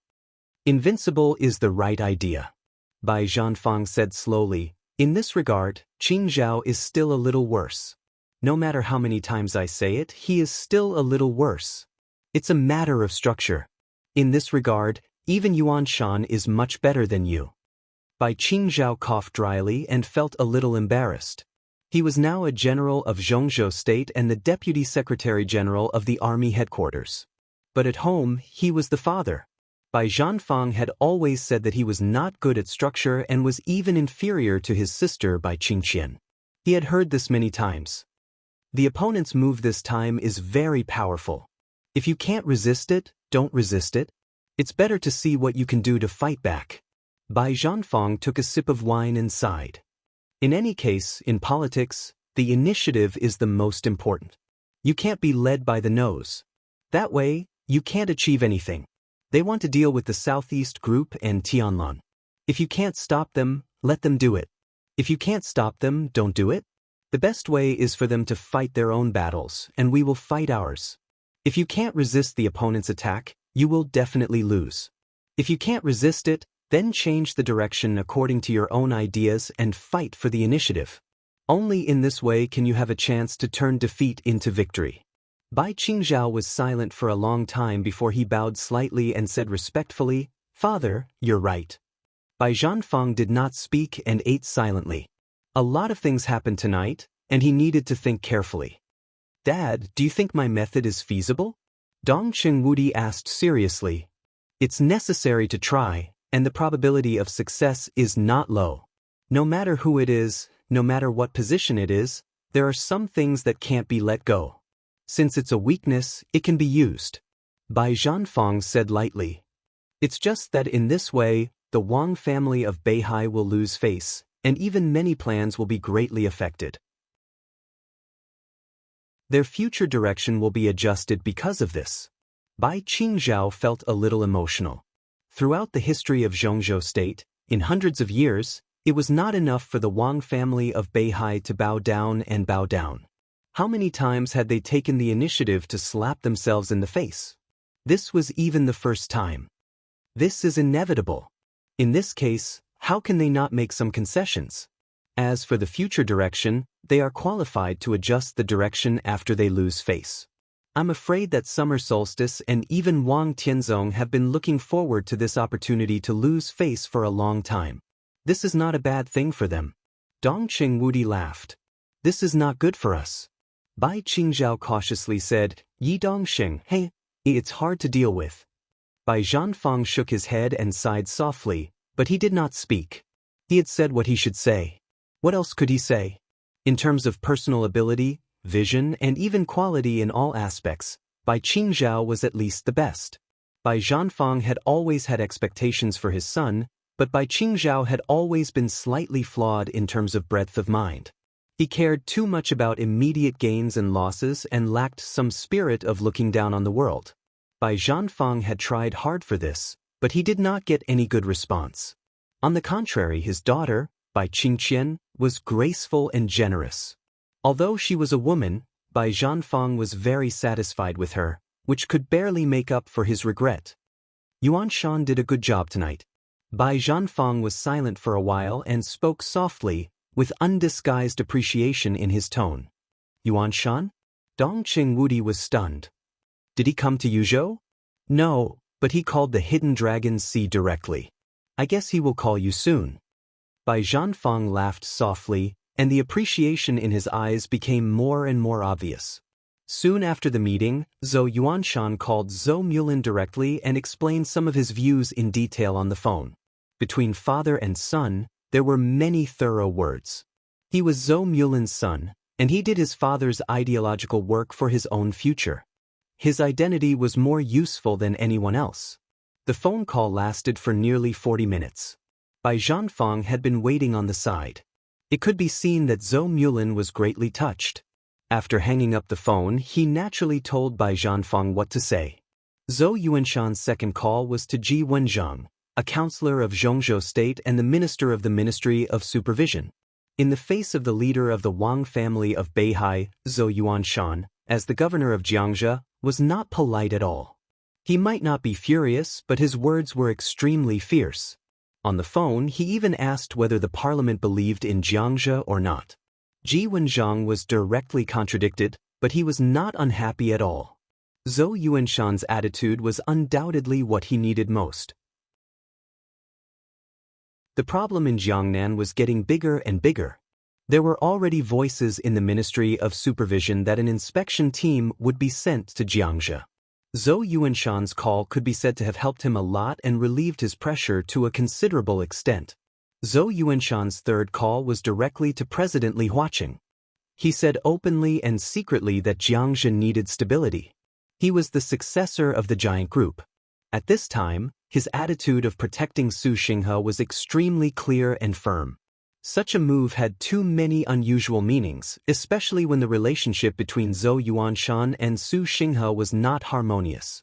Zhou Yuanshan's righteous words, regardless of the immediate gains and losses, were bound to be unanimously recognized by a considerable part of the Southeast Group's forces. After Ji Wenzhang hung up the phone, he called Zhou Mulin and praised Zhou Yuanshan greatly. It could also be seen that the Southeast Group's attitude toward Zhou Yuanshan's call could also be seen. Bai Zhanfang smiled. At this point in time, there was still a long way to go before 20 years later. It was too early to say that there would be a struggle between the giants in the future, and even earlier to say that there would be a presidential struggle in the future. If the competition between the dazzling next generation like Wang Jingxin and Zhou Yuanshan was not obvious before then, after tonight's call, Zhou Yuanshan had clearly taken a half step ahead. Dong Qingwudi poured a small bowl of wine for Bai Zhanfang. Bai Zhanfang picked it up and put it to his mouth, but did not drink it. He was silent for a long time before he said again, "Yuanshan is good." "It's too early to talk about this," Dong Qingwudi said with a smile. Bai Zhanfang glanced at him and nodded. He understood what Dong Qingwudi meant. If summer solstice was really willing to lose face and Li Huaqing's attitude was lax, the Wang family of Beihai was bound to adjust its direction after it survived the current crisis. At that time, Wang Jingxin would become more important in the sequence of the Southeast Group, and the competition with Zhou Yuanshan in the future would become more and more fierce. What would happen in the future was still uncertain. But it was really too early to talk about this now. "Tianlan has to suffer a little," Bai Zhanfang said softly. "That boy doesn't feel wronged. I think he's a little too happy in the desert. Xiao Mahai's mind is in a mess all day long. He even took his daughter and sister to prison. I don't know what he wants to do. I'll beat him later." Dong Qingwudi snorted. The corners of Bai Zhanfang's and Bai Qingzhao's mouths twitched at the same time, showing a smile. "He's determined to ride on Tianlan's coattails. He can't care about your face now, Minister Dongqing." Dong Qingwudi shook his head, feeling a little speechless. His cell phone suddenly rang. Dong Qingwudi took out his cell phone and glanced at it. His eyes suddenly froze. It was a call from the building of the army headquarters. Did something happen at this time? He frowned and pressed the answer button. The person on the other end of the phone reported something. Dong Qingwudi's face suddenly darkened and became extremely ugly, even a little angry. "I'll be right there," he said and hung up the phone directly. "What's wrong?" Bai Qingzhao asked. "It's a meeting of the army headquarters. Come with me." Dong Qingwudi took a deep breath, but he smiled bitterly in his heart. If the capture of a deputy governor of Beihai was a tentative move by the academics and the Prince Group, then the other side had exposed their real intentions by pointing their sword at Su Xinghe.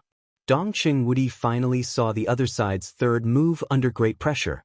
Only then did he understand that this was a combination of the other side's moves. It was turbulent, fierce, majestic, and powerful. He had expected the other side's counterattack, but he had never thought that the other side's counterattack would be so fierce. It was early winter on December 1st in Zhongzhou State. When Jiangzhou was in a state of turmoil and people in Jiangnan were in a state of panic, the academics and the Prince Group, which had not been silent at all, made a move again. It was also mixed with the power from the Southeast Group, which could not be concealed at all. On this cold night, an application from Beihai appeared directly in the building of the army headquarters. Jiang Hongwei, a member of the Parliament of Zhongzhou State, the Marshal of the Army Headquarters of Zhongzhou State, and the Commander of the Border Control Corps, codenamed Dijiang, applied to resign as a member of the Parliament of Zhongzhou State, Marshal, and the Commander of the Border Control Corps. A stone stirred up 1,000 ripples.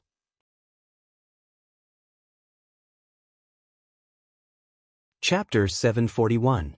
Before and after the Spring Festival, Dongqing Wudi flew around the major theaters of operations in Zhongzhou State almost every day. On behalf of the Parliament, the Cabinet, and the Army Headquarters, he visited the soldiers and officers who still stuck to their posts during the Spring Festival. Bai Qingqian was also busy with official business in Liaodong. The couple who had made an appointment with Li Tianlan to spend the new year with him in the desert could only put this matter aside for the time being and change it to the Lantern Festival together. This year, as Dongqing Qiuqi and Zhou Yuanshan got into high positions, they became busier and busier. Dongqing Rushi was in a coma, so the Dongqing clan was extremely quiet. The relationship between Dongqing Hongguang and his brother Dongqing Hanjian was not harmonious. Although they didn't live far away, they didn't want to spend the new year with each other, so they came to the Bai family in Yuzhou. During this sensitive period, Dongqing Hongguang, the former standing minister of the army headquarters of Zhongzhou State, spent the Spring Festival in the Bai family, which naturally aroused countless speculations. Countless people thought that this was the voice of the giant group's strong integration in the group to cope with the increasingly severe situation. Therefore, the high-level officials of the Prince Group and the academics had met several times in private to discuss countermeasures. Although Dongqing Hongguang had retired for several years, his identity as a founding member of Zhongzhou State had not changed at all. Not to mention within the giant group, even in the other 5 groups, there were old subordinates of Dongqing Hongguang. Now most of them were in high positions or had just retired. Such an old man's influence was extremely great. His every possible targeted action was enough to make everyone feel like they were facing a formidable enemy. These high-ranking officials seemed to have no idea that Dongqing Hongguang came to Yuzhou just because of the loneliness of an old man in his old age. His son, daughter-in-law, granddaughter, grandson-in-law, adopted son, and grandson were all gone. His old friend, who used to come to drink and play chess with him every spring festival in the past, also died in the rain in Lin and a few months ago. Some were dead, some were busy, some were imprisoned, and some were in a coma.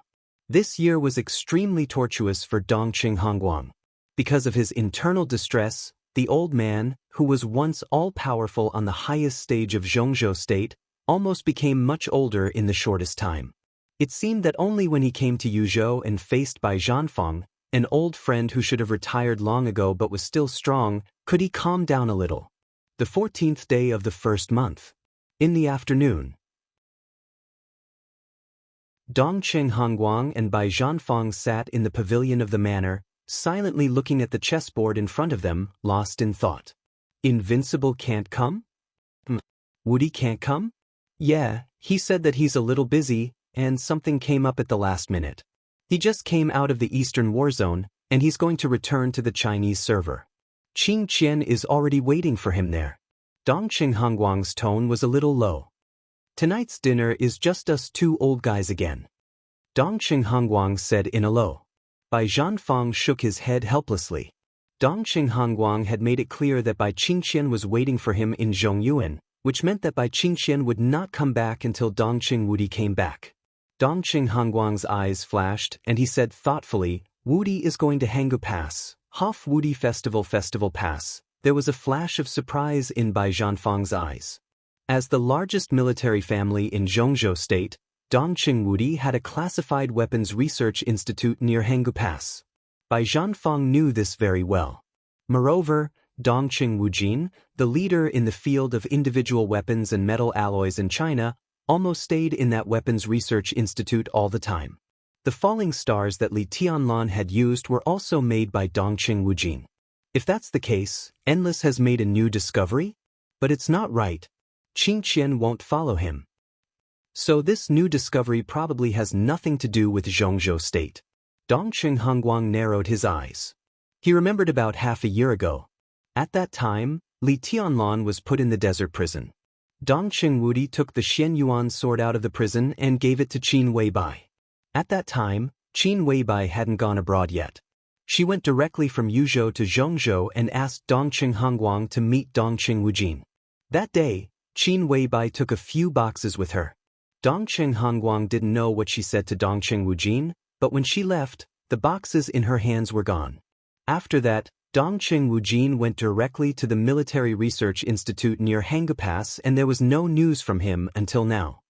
He thought silently, picked up a chess piece and said slowly, "It should be a good thing." Bai Zhanfang thought for a moment, nodded seriously, and put down the chess piece in his hand. "I won."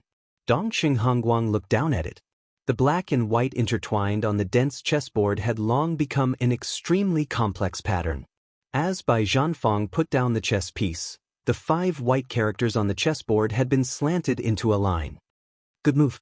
Dongqing Hongguang thought for a long time, then nodded and said, "Let's start again." When the plane landed in the Secret Research Institute near Henggu Pass, night had fallen.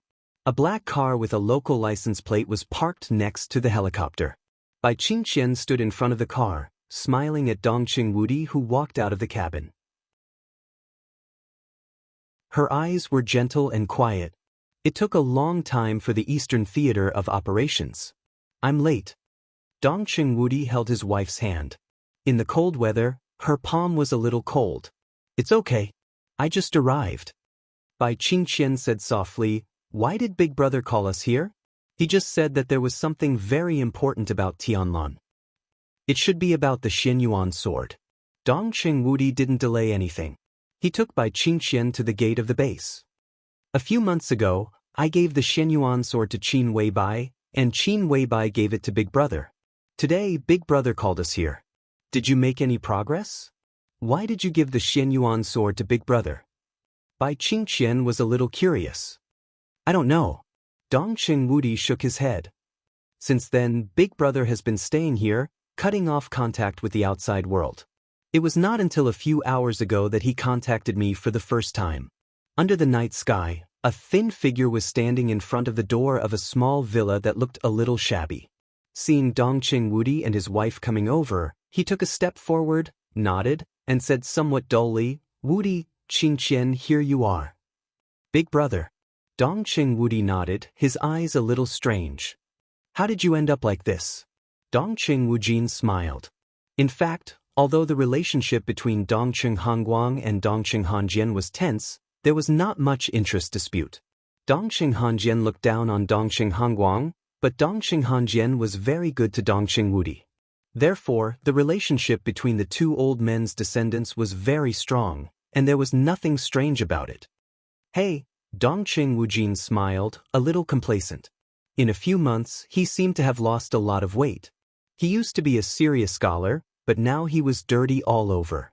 His beard seemed to have not been shaved for a long time, and he looked a little sloppy. But an unprecedented spirit gathered in his eyes, making him look extremely excited. "Come with me." Dongqing Wujin directly grabbed Dongqing Wudi's arm and dragged him inside. As he walked, he said, "I'll show you something incredible." Dongqing Wudi was helplessly dragged away.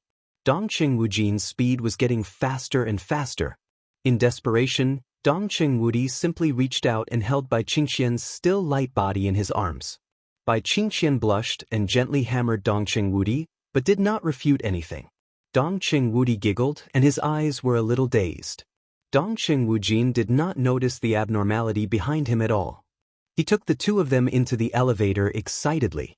It seemed that because he was too excited, he entered the familiar password twice in a row.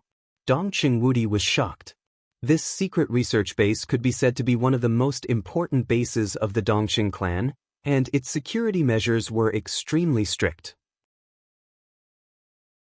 Once the password was entered incorrectly for the third time, the elevator would self-destruct, and the whole base would explode at the same time. He did not want such an important base to be destroyed because of Dongqing Wujin's excitement. He quickly entered the password, then looked at Dongqing Wujin, who was so happy and unconscious, and asked helplessly, "Which floor?" "The second floor underground," Dongqing Wudi said with a smile. Dongqing Wudi pressed the button. As the elevator descended, he said helplessly, "What on earth can make you so excited?" Dongqing Wujin rubbed his hands and became more and more excited. "I successfully dismantled the murderous weapon and recorded most of its data." "Murderous weapon?" Dongqing Wudi was suddenly shocked. "Which one?" "Not this one." Dongqing Wujin shook his head. "Blue sky underworld, falling stars, twilight of the gods, and void divine light." He stretched out 4 fingers and smiled proudly. "I dismantled 4 murderous weapons." Cough, cough, cough. Dongqing Wudi seemed to be choked by his saliva all at once. He coughed violently, and his face turned red. "For murderous weapons." "Is for dismantled?" "Dismantled. When can you restore it?" "Why restore it? It has been dismantled, and it can't be restored. It was dismantled thoroughly." The elevator stopped. Dongqing Wudi, whose face was cloudy, stood in the elevator and stared blankly at Dongqing Wujin, whose face was glowing. So, the elevator door opened and closed. Dongqing Wudi did not dare to move for a moment. He looked at Dongqing Wujin and said expectantly, "So, big brother, now that you have analyzed the data of the murderous weapon, can you mass-produce murderous weapons?" "That can't be done." Dongqing Wujin shook his head honestly. "The murderous weapon is a very special energy source, and there is no way to copy it. But after recording most of the data, I can improve some existing firearms, such as Sky Attack. Before Sky Attack, it was very powerful. It can hit the target directly within a distance of 300 meters, and even kill a thunder-shocking realm expert. What about after the improvement? Can it threaten an invincible realm expert?" Dongqing Wudi asked eagerly. Dongqing Wudi looked at him as if he were an idiot and shook his head. "How is it possible?"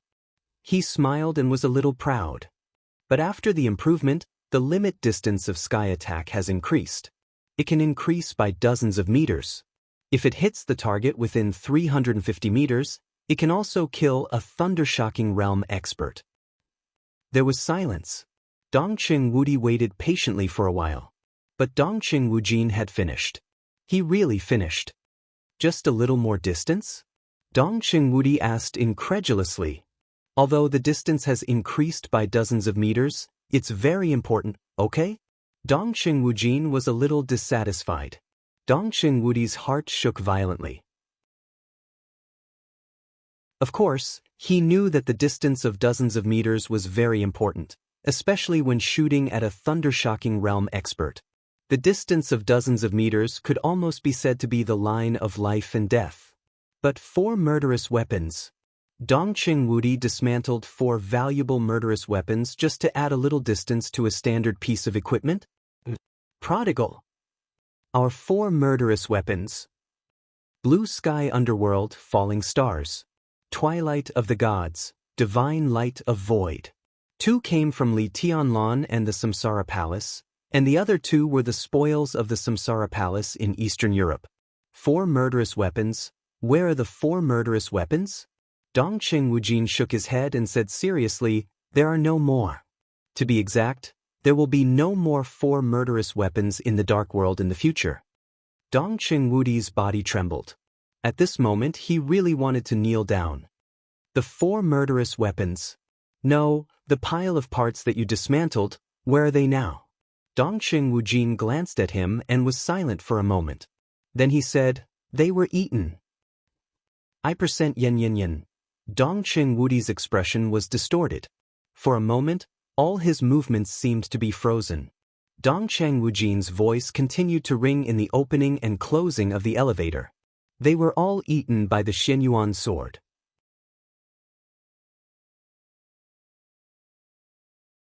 Chapter 742. The Xianyuan sword ate the murderous weapons. This was Dongcheng Wudi's first reaction. The Xianyuan sword ate 4 murderous weapons. 4 murderous weapons. Dongcheng Wudi, who completely realized what had happened, trembled all over and couldn't believe it. For hundreds of years, murderous weapons had always been national treasures, almost related to the fate of the country. Any country and any superpower regarded them as treasures. What did a murderous weapon mean? In the state of energy storage, each murderous weapon had a powerful destructive power that could directly threaten the life and death of an invincible realm expert. In other words, a murderous weapon almost meant an invincible realm expert who was in a special state and could only attack once in a period of time. And it was not an ordinary invincible realm expert. How about Gu Xingyun? Known as the god of war of Zhongzhou State, his real strength was the top in the entire dark world. He ranked 5th on the divine list and was infinitely close to the peak of the invincible realm. In the face of the close-range firing of Sunset, one of the 12 murderous weapons that ranked in the lower middle and lower reaches, he almost died. Such great power could be said to be the most important trump card anywhere. After the chaos in Eastern Europe, with the death of a large number of invincible realm experts, the 2 murderous weapons that originally belonged to the Men in Black and the Heroes Club fell directly into Li Tianlan's hands. With the disappearance of the Samsara Palace, Blue Sky Underworld also fell into Li Tianlan's hands. Plus falling stars. For these 4 murderous weapons, Zhongzhou State even held high-level council meetings more than once. It was no exaggeration to say that once these 4 murderous weapons finished the energy storage process, Zhongzhou State would be more powerful in the entire dark world. Because of this, Star State and the Heroes Club would negotiate with Zhongzhou State through different channels, trying to get back the Void Divine Light and the Twilight of the Gods. Of course, they would not give them to him, but Zhongzhou State was still discussing how to use them. After Li Tianlan swept the entire Beihai province, the parliament seemed to suddenly realize that these were Li Tianlan's trophies, so the topic was temporarily suppressed. But after all, Li Tianlan was still a man of Zhongzhou State. The 4 murderous weapons were in his hands, which meant that they were in the hands of Zhongzhou State. But now, 4 murderous weapons. Were they eaten? Dongcheng Wudi's heart collapsed, and the expression on his face suddenly became extremely complicated. He seemed to want to cry, but also wanted to laugh. All kinds of emotions, such as heartache and confusion, emerged all at once. It was as if he had countless personalities in an instant. Dongcheng Wujin walked out of the elevator and looked back at Dongcheng Wudi. His eyes were full of fanaticism. It was Boss Qin and Tianlan's idea, and I completed their commission. The Xianyuan sword ate the 4 murderous weapons. I fulfilled it and it fulfilled me. I can be sure that the Xianyuan sword will become the #1 famous sword throughout the ages. If it is not a cold weapon, it can also be said to be the strongest single weapon for at least several hundred years in the future. Whether in terms of lethality or range, it is almost unsurpassable. A sword that was truly at the pinnacle. Bai Qingqian held Dongcheng Wudi's hand hard and whispered, "Are you all right? I think it's very good." In this way, Tianlan is more important, and the Xianyuan sword is more important. Dongcheng Wudi took a deep breath. No matter how much his heart ached for the 4 murderous weapons, the fact was that he had to accept them. However, he could well imagine what kind of uproar this news would cause once it was reported to the parliament. This matter would undoubtedly bring many unpredictable factors to the game that had already begun, which might be good or bad. The specific outcome would depend on the skill and strength of the 2 parties in the game. He strode out of the elevator and followed Dongcheng Wujin to an alloy door. Dongcheng Wujin entered the password, and the door slowly opened. Bright light spilled in, and a research room full of futuristic style and science fiction appeared in front of the 3 of them. Under the bright light, countless screens were on. Some were playing pictures, and some were full of data. One test bench after another, whose specific functions Dongcheng Wudi did not know, was neatly arranged. Dongqing Wudi glanced at it. He vaguely remembered that this floor could be said to be the forging platform of the research institute. Some new alloys, as well as the barrels of some firearms and the engines of some advanced equipment, were developed here. Today's machines had obviously been updated in a short period of time, and their functions had become more powerful. The couple followed Dongqing Wujin all the way forward, and finally saw the Xianyuan sword in the center of the research room, which had eaten the 4 murderous weapons. Dongqing Wudi stared at the sword in front of him, dumbfounded. This was a completely unforgettable scene for him. The blade of the Xianyuan sword was inserted into the ground, and the hilt almost broke the ceiling of the entire research room.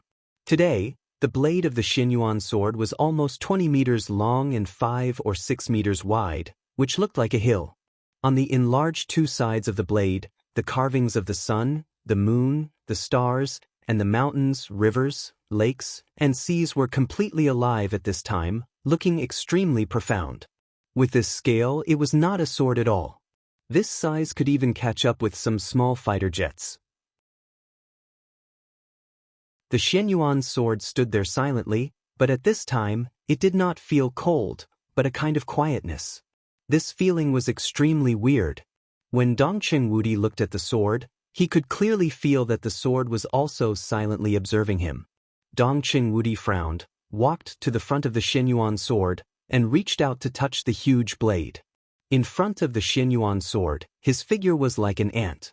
The moment the 2 sides touched, Dongqing Wudi clearly perceived a hidden majestic sword energy. This kind of power was endless, like the vast sky, like a vast ocean. Dongqing Wudi took a deep breath. He was also a master of swordsmanship in the half-step invincible realm, but when he felt the sword intent, he did not even have the slightest desire to resist. "Good sword," he said softly with a little force in his palm. The mountain-like blade of the Xianyuan sword trembled slightly and silently moved a few centimeters to the side, out of Dongqing Wudi's palm. Dongqing Wudi was a little stunned. "It's a little unhappy." Dongqing Wujin laughed and said, "Obviously, it doesn't want anyone else to touch its body, except Tianlan." Dongqing Wudi curled his lips, reached out his hand, and slapped the huge blade. "It's just a broken sword. Why is it so pretentious? I'm its father." Buzz. The huge blade of the Xianyuan sword trembled, with a loud buzzing sound. At this moment, almost everyone could clearly feel its annoyance and dissatisfaction. Dongqing Wudi hit it with another punch. So the air was instantly quiet. The Xianyuan sword moved back silently. Tut-tut, Dongqing Wudi was a little surprised. "It's really a spirit. To be exact, it's a different kind of life from us." Dongqing Wujin said calmly, "Do you remember the origin of the murderous weapon?" Dongqing Wudi's eyes flickered. The origin of the murderous weapon. In the beginning, the murderous weapon was called the life metal. It was a trophy obtained by the Wang family of Beihai and the first god of war of Zhongzhou state after they defeated a formidable enemy. About this, it had always been the top secret of Zhongzhou state. The only thing that was certain was that the huge piece of metal could indeed be called a kind of life, because it could clearly express some simple emotions and tendencies.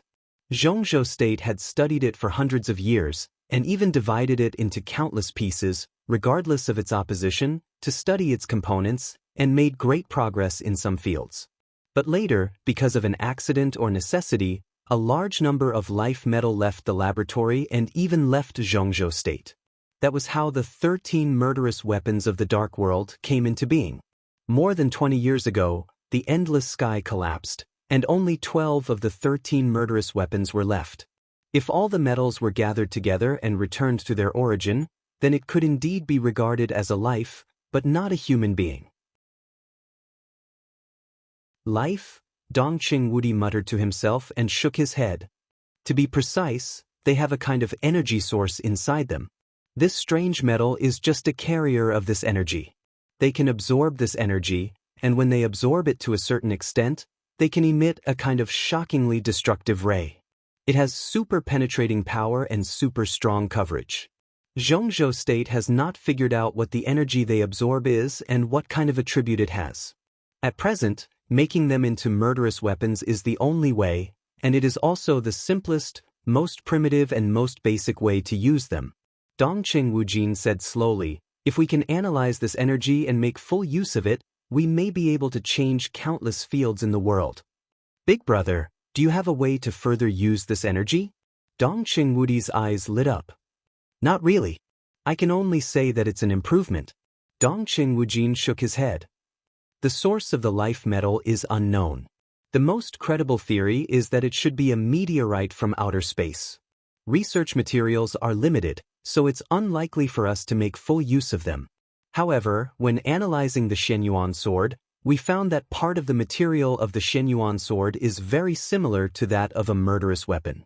It can even be said that the Xianyuan sword is a murderous weapon, but the energy it contains is far more than that of other murderous weapons. Once the two kinds of energy meet, it is almost instinctive to devour each other. So the Xianyuan sword has devoured all the energy of the 4 murderous weapons in the past few months. I went to Mormon's in person and found a way to improve it from the traces of destruction at the scene. What way? Dongqing Wudi asked. Dongqing Wujin hesitated and shook his head. At present, our research on the life metal is still a little limited. I'm not sure about some things. But judging from some traces of destruction at Mormon's, if the sword light at that time is regarded as a blow from a murderous weapon, then the power of that sword can be said to be several times that of an ordinary murderous weapon. It is said that the Xianyuan sword is the core of a sword formation. There are 13 floors and 13 swords. At present, I can't analyze the composition of the other 12 swords, but it is certain that if the 13 floors are regarded as a murderous weapon and that sword is regarded as a blow from a murderous weapon, then it will take at least more than 20 years to accumulate energy. I can't study all their secrets for the time being, so I can only make up for its shortcomings in another way. Dongqing Wudi looked at Dongqing Wujin with a serious look in his eyes. Dongqing Wujin nodded. So I let the Xianyuan sword devour 4 murderous weapons. Its power should not have increased, but the speed of energy accumulation has doubled. In such a short time, you have achieved such results. Dongqing Wudi shook his head. In fact, I didn't do anything. The devouring is the behavior of the Xianyuan sword. The idea was given to me by Boss Qin. Dongqing Wujin said calmly, according to what Boss Qin said, I think so far, I have completed the task to the greatest extent. This sword may be the key to Tianlan's breakthrough into the invincible realm.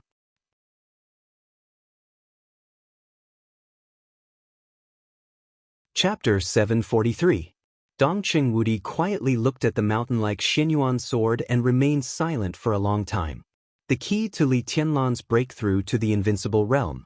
If it was really on this sword, no matter how the council viewed it, at least he could completely accept it.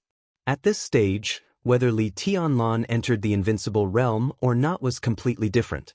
Judging from the strength he showed now, many people were speculating that as long as Li Tianlan entered the invincible realm, he might not need to stabilize his realm, and his combat capability could reach the peak of the invincible realm. The peak of the invincible realm. Today, in the whole world, there was no one at the peak of the invincible realm in a normal state. What this meant for Zhongzhou state was self-evident. As for the 4 murderous weapons, it was not wrong or right to exchange 4 murderous weapons for the first divine sword throughout the ages. It was just a matter of choice. The huge body of Xianyuan's sword trembled slightly. Dongqing Wudi glanced at Dongqing Wujin and said softly, "Can I take it to the desert now?" "Wait a little longer." Dongqing Wujin shook his head, hesitated, and said slowly, "Now, in theory, this sword can go to the desert by itself." Dongqing Wudi was speechless for a moment. A sword to go to the desert by itself? Hanggu Pass was thousands of miles away from the desert. What did that mean? He didn't ask. He just blinked and said slowly, "What are we waiting for?" "For the final fusion." Dongqing Wujin said calmly, "Xianyuan's sword swallowed 4 murderous weapons, and the internal energy is a little conflicting. Look here." He turned and pointed to a huge screen beside him. Countless complex and fine lines appeared on the screen, and rows of data flashed up like running water, dazzling people. Dongqing Wudi and Bai Qingqian looked at it silently, as if they were reading a book from heaven. At present, the size of Xinyuan's sword is its limit state. In the process of swallowing murderous weapons, this state is irreversible. Dongqing Wujin operated the instrument and showed a progress bar. The progress bar had reached 99.57%. Just a little bit more, and it can completely merge with the murderous weapons. At that time, Xinyuan's sword can return to its original state, 3 to 5 centimeters long. Then you can take it to the desert. The last point, will there be any accidents? Bai Qingqian suddenly felt a little nervous, and her dignified face was obviously concerned. I won't. Dongqing Wujin said affirmatively, all accidents have been ruled out. In the past few months, we have done a lot of experiments and calculations. This fusion is perfect. There will be no problems. The Xinyuan sword had begun to shrink. The progress bar, which had almost reached the end, moved forward bit by bit. The three of them stopped talking and waited in silence. Switzerland. Worry-free manner. Biology laboratory. My stats have reached the peak. I can now complete the final step of fusion and inject the body of the war god. A large amount of body data flowed continuously on the screen. On another screen, the data representing the cell activity was also tumbling. After leaving Switzerland for Tiannan, Naylan Shuriying, who would return here almost every once in a while, stared at the screen. When most of the data reached the peak, she didn't hesitate and spoke directly. Confirm command. Lin Fengyue's calm voice came from the other end of the communicator. Order 223, inject the last drop of the war god's body, double the nutrient fluid, and seal the nourishment chamber. Naylan Shuriying said lightly. Understood. Lin Fengyue nodded and responded. Naylan Shuriying operated the test bench in front of her expressionlessly. The picture switched, and the picture of the nourishment chamber appeared on the screen. Countless nutrient fluids similar to bubbles were tumbling in the nourishment chamber, and the nourishment chamber lit up with a red light. For a few months, the injection of half of the war god's body, one drop at a time, would officially end today. Naylan Shuriying didn't know what the result would be, so she could only wait. Zhongzhou State. Miaojiang. Under the dim sky, a gentle and calm figure slowly walked into a small village in the deep mountains in the night. There was no light in the village. Under the cover of the night, every household lit up a faint candlelight. Several dark-skinned but extremely sturdy children were playing on the uneven streets. When they saw an outsider walking in, they all stopped curiously. It was dilapidated, barren, and almost absolutely closed. The outsider stood at the entrance of the village and looked around for a while, as if to make sure that he was not in the wrong place. An old man walked out of his house and saw a stranger standing at the entrance of the village. He was stunned and suddenly became a little vigilant. He took 2 steps forward and said warily in a dialect with a strong accent, "Who are you looking for?" In the night, the outsider's whole body was covered in a shabby coat from head to toe. When he heard the question, he put his palms together and bent down slightly. As he moved, the coat that covered his head slid backward, and a bald head with a ring scar appeared in the night. "I'm looking for the Gu King." His voice was gentle and calm, neither fast nor slow. He turned out to be a monk. The old man at the entrance of the village was stunned and immediately let down all his vigilance, even with a little respect. He trotted to the monk, carefully identified him, and then stammered, "Master Ruzhen? My Dharma name is Rui." A touch of sadness flashed in the monk's eyes, and he said softly, "Senior brother Ruzhen has passed away." The old man didn't understand the meaning of passing away, but it could be seen that he was very happy and danced. "Old man, please take me to see the Gu King." Rui's voice was gentle. The old man nodded happily, took the monk to a dilapidated hut in the middle of the village, and said something in a hurry. Rui waited quietly. The next moment, the door of the hut was pushed open, and a very tall middle-aged man bent down and walked out of the door. Rui put his palms together and bowed deeply. "What's the matter, master?" The current Gu King looked at Rui with some expectation in his eyes. "I'm here to get a flower by my master's order." Rui said softly. The Gu King was stunned and said softly, "Great Master Wei." Rui put his palms together and said nothing. The Gu King was silent for a long time, and then he said sadly, "Master." He shook his head hard, cheered himself up, and said softly, "What flower did Master Rui come here to get?" "The fate of the mortal world." Rui's voice was calm. King of venomous worms' breathing became rapid. He looked at Rui seriously. He nodded and said solemnly, "Please." Rui stepped into the hut. There was a small table in the center of the hut, and a clay pot was placed in the middle of the table.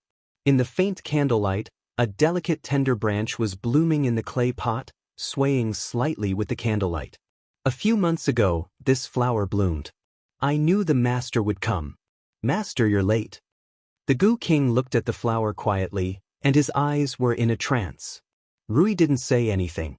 A few months ago, when the flower bloomed, it should be that eternal. The moment when Heng's sword illuminated the sky above Mormon's. It was also the moment when all the flowers in Mormon's manor fell. He looked at the flower, and the candlelight illuminated his bald head, which was a little weird. "This belongs to Great Master Wei. Master, please take it away." The Gu King continued to speak. Rui turned his head and looked at the Gu King seriously, saying softly, "Do you know what this means?" "Master, you said it back then, but I don't regret it." The Gu King shook his head with a smile. "The Miaojiang wizard clan was almost exterminated. If it weren't for you, we wouldn't have been able to keep this small village.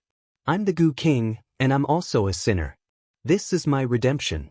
Master, I hope that when you take away the fate of the mortal world, you can also give our wizard clan a chance to survive." Rui nodded and said softly, "Don't worry, Gu King. There will be opportunities soon. They will live a good life in the future." The Gu King was silent for a moment, then walked over and carefully dug out the little flower. He said in a low voice, "That's the best." Zhongzhou State. Golden Autumn Pavilion, Hidden Dragon Sea. Li Huaqing put down the documents at hand, looked at the night outside the window, pondered for a while, and then pressed the call button on the table. A young secretary came in and said respectfully, "President, inform Minister Yi Dongxing and ask him to come here. I have some questions to communicate with him." Li Huaqing said softly. The secretary nodded and turned to leave. Li Huaqing made himself a cup of strong tea, came to the window, and looked up at the night sky. There was no dazzling light in the hidden dragon sea, and the night sky was clear. There were few stars in the winter sky, which was extremely deep. Li Huaqing looked at it quietly, and his eyes were extremely high. A faint stream of light cut through the sky and disappeared in a flash. Li Huaqing didn't care. Another meteor streaked across the sky. Dazzling meteors appeared one after another, and more of them appeared. The night sky seemed to be deeper. The meteors kept appearing, like rain. Beihai, Mount Dibbing, stage of formidable person. The wind was howling, and the sea was howling. It had begun to snow in Mount Dibbing. In the silver-white world, summer solstice stood quietly in front of the stone of formidable person, gently stroking the stone that had experienced the vicissitudes of life. In more than half a year, the pressure that she hadn't felt for many years had gradually begun to pile up on her. Summer solstice suddenly found that she was not as strong as she had imagined. Whenever she felt that she couldn't bear the burden, she would come here alone and look at the names on the stone of formidable person. They were all the history of the Wang family of Beihai. There seemed to be a kind of power that could support her to go on. She finally understood why Wang Tianzong liked to come here. In the shrill wind, she stroked the rough stone with her palm, and her expression gradually became firm and majestic. Crack, crack. In the fine sound, the silver moon sword that had been inserted above the stone of formidable person suddenly began to tremble. Summer solstice suddenly raised her head. Under the curtain of night, the blade of the silver moon sword, which was still bright and cold, kept trembling. The snow kept falling from the sky. However, one after another, faint light streaked across the sky. Those were meteors. The meteors fell into Beihai like rain. Europe, the Holy Land. When the mysterious His Majesty walked out of the Holy Land and entered the land of Italos, he was still followed by his follower, Mellad. But now Mellad's identity had changed in essence. No one knew what His Majesty and the Pope had discussed. But the follower could clearly sense that His Majesty's footsteps were becoming more and more powerful. They had endured for so many years. From this moment on, they seemed to have risen. The Pope's will would be conveyed to the whole dark world as soon as possible. Mellad, the former deputy commander of the Holy Disarmament Corps, would serve as the commander of the Holy Disarmament Corps and also serve as the Grand Knight of Knights Templars. Mellad naturally knew what that meant. During the period of silence of the Shadow Throne, the whole of Europe would be in His Majesty's hands. "Congratulations, Your Majesty." Mellad's voice was respectful and fanatical. "Huh," His Majesty smiled and said, "this is just the beginning." In the sanatorium that was heavily guarded, a saint dressed in black slowly walked into a ward. In the quiet ward, countless instruments were running and making sounds from time to time. On the bed in the center, a woman in white was lying quietly on it, motionless. She was Li Shi, the wife of the city lord of Kunlun City. Half a year had passed since the chaos in Eastern Europe. Li Shi was transferred from the private hospital of the giant group to the current sanatorium. Saint was personally in charge here, and no one dared to make trouble. Even Kunlun City had not expressed its opinion on the current situation. They seemed to have completely forgotten the existence of Li Shi, and they were completely indifferent to her situation. For half a year, Li Shi was still sleeping and there was no sign of waking up. Saint looked at her silently and suddenly waved his hand. The seemingly ordinary space continued to fluctuate as he waved his hand, and it spread out, revealing a small domain. Xianxia, who was still dressed in a Daoist robe, walked out of Saint's domain. Looking at his daughter lying on the bed, his eyes were a little sad. Basically, her injury has been stabilized. It's only a matter of time before she wakes up. It won't be a big problem. Don't worry. Saint's voice was stable and peaceful. The Samsara Palace was gone, and most of the 12 supermasters had fallen. But on the eve of its destruction, Xianxia, who joined the Samsara Palace, was still the 13th supermaster, and he was really on the same side as Saint. If he wanted to see his unconscious daughter, Saint would naturally help him. That's good, that's good. Xianxia muttered to himself, but he didn't know what to say. He gazed kindly at his daughter's sleeping face. After a long time, he whispered, "Let's go." He turned and walked to the door. The domain was opened again and enveloped him. Xianxia came to the balcony outside the ward and looked at the starry sky. He was silent and a little sad. "What's your next plan?" Saint stood beside him and lit a cigarette. "I'm going to find a monk and get a flower." Xianxia whispered, "This is the last thing I'll do. I'll wake up the palace master. It's time for me to retire." "Palace master? Can she really wake up?" Saint said in a complicated tone. "She can definitely wake up." Xianxia said faintly, "Luck, God's design, her own fate and years of hard work all determine that she can't die." "God's design," Saint chuckled and shook his head. "You cannot believe it, but it doesn't mean it doesn't exist. Surreal things also exist in reality. Many things can't be explained. Most of what I've learned are things you don't believe in." "You don't believe in this, but can you say that it doesn't exist?" Xianxia asked. Saint was silent. There were too many things about metaphysics grandmasters like Great Master Wu and Xianxia that couldn't be explained. But it didn't mean that it didn't exist. For example, Li Tianlan's resurrection. "What is God's design?" Saint asked. Xianxia thought for a while and suddenly pointed to the sky. "Look, for example." He suddenly stopped breathing. Saint looked up at the sky and narrowed his eyes. The night sky seemed to suddenly become extremely gorgeous. Countless glimmers burned and fell from the sky, endless, spectacular, and beautiful. "For example, what?" Saint looked at the meteor shower in the sky and asked slowly. Xianxia didn't speak. His whole face suddenly twisted, his arms trembled violently, and his eyes suddenly became extremely frightened.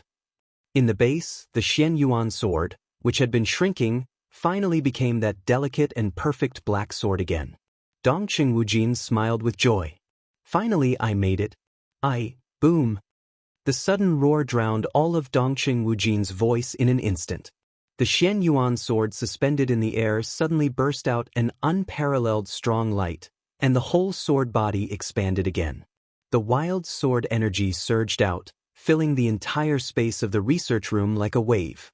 Dongqing Wudi, whose face changed greatly, directly protected Dongqing Wujin and Bai Qingqian and retreated quickly.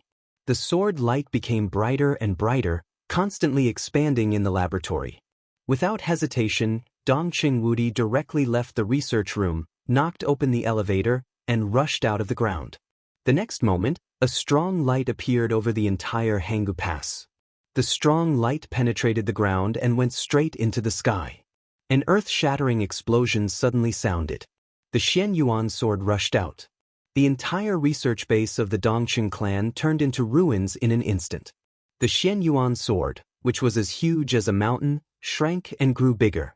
Somehow, there seemed to be a sigh, which was extremely complicated. What's going on? Dongqing Wujin's voice was filled with disbelief. Dongqing Wudi frowned and was about to speak. Puff! Bai Qingqian's body suddenly went limp and a large mouthful of blood sprayed directly from her mouth. Forgotten City. With the final injection of the body of the god of war, a large amount of nutrient solution had completely drowned the figure in the nutrition chamber. Qin Weibai stood in front of the nutrition chamber, looking at the faint voice. Her eyes were shining, and her whole person became erratic and strange. I know you can hear me. Her ethereal yet penetrating voice rang out. Even if you can't hear anything, you can still hear my voice, right? The nutrient solution was extremely calm. But in an angle that no one could see, the figure wrapped in the nutrient solution seemed to move its eyebrows unconsciously. Comrade Dongqing, please sit down.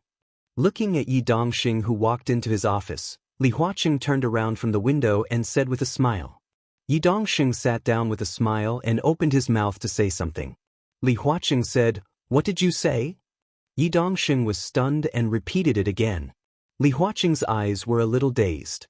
He could see Dongqing's mouth moving, but at this moment, he suddenly couldn't hear the voice. The office in front of him was spinning. The meteor outside the window seemed to fall into his eyes.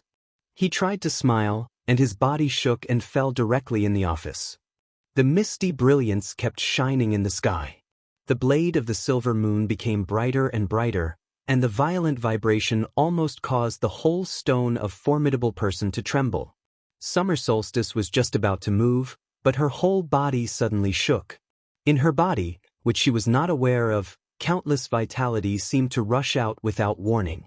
The remaining vitality in the immortality potion she had taken was suddenly stimulated to the extreme, and a large amount of vitality was constantly repairing the internal injuries in her body.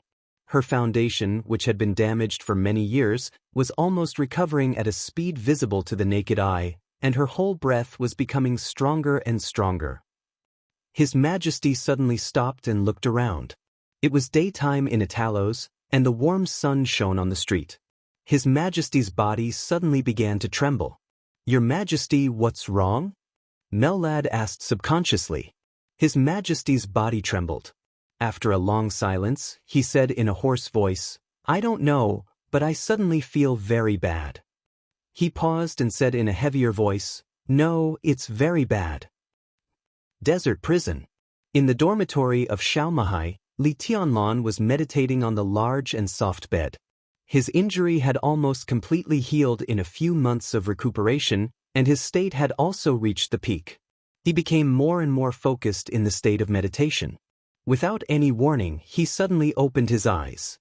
It was a vast expanse of whiteness.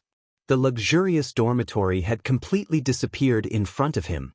He did not know when the hazy fog had completely filled the room. The fog was misty and more, constantly emerging from his body. It was the dragon vein that he carried. But suddenly, it seemed to be completely out of control, completely out of Li Tianlan's control. Li Tianlan was startled and subconsciously tried to stand up. But as soon as he moved, he suddenly lost his balance and fell to the ground.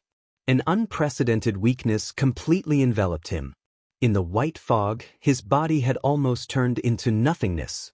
Only the vast white fog kept gushing out, more and more, covering everything. The whole dormitory became pure white.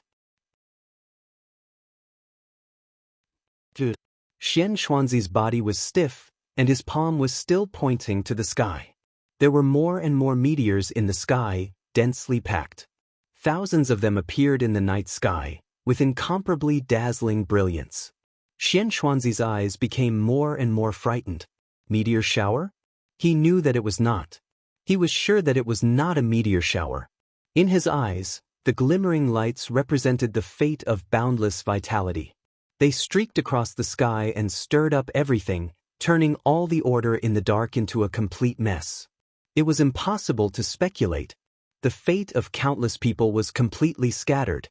It was as if there were countless forks in the road, densely packed like a maze. Xianxuanzi opened his mouth. He wanted to say something, but as soon as he opened his mouth, he spat out a large mouthful of blood. Not only his mouth, but also his eyes, ears, and nostrils were full of blood.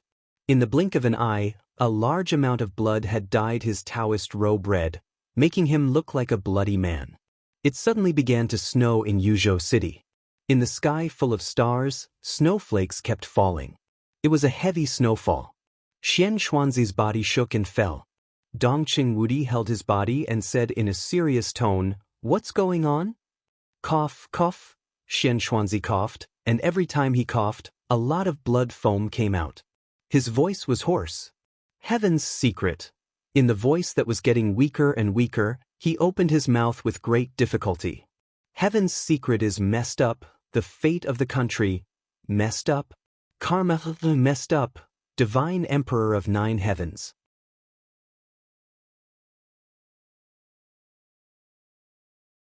Chapter 744. On the 15th day of the first lunar month, it snowed heavily in Lin. The heavy snow fell from late at night to early in the morning, getting heavier and heavier. The world was silvery white, and the water of the West Lake became clearer. Snow was not common in Lin, and the West Lake in the snow was even more magnificent.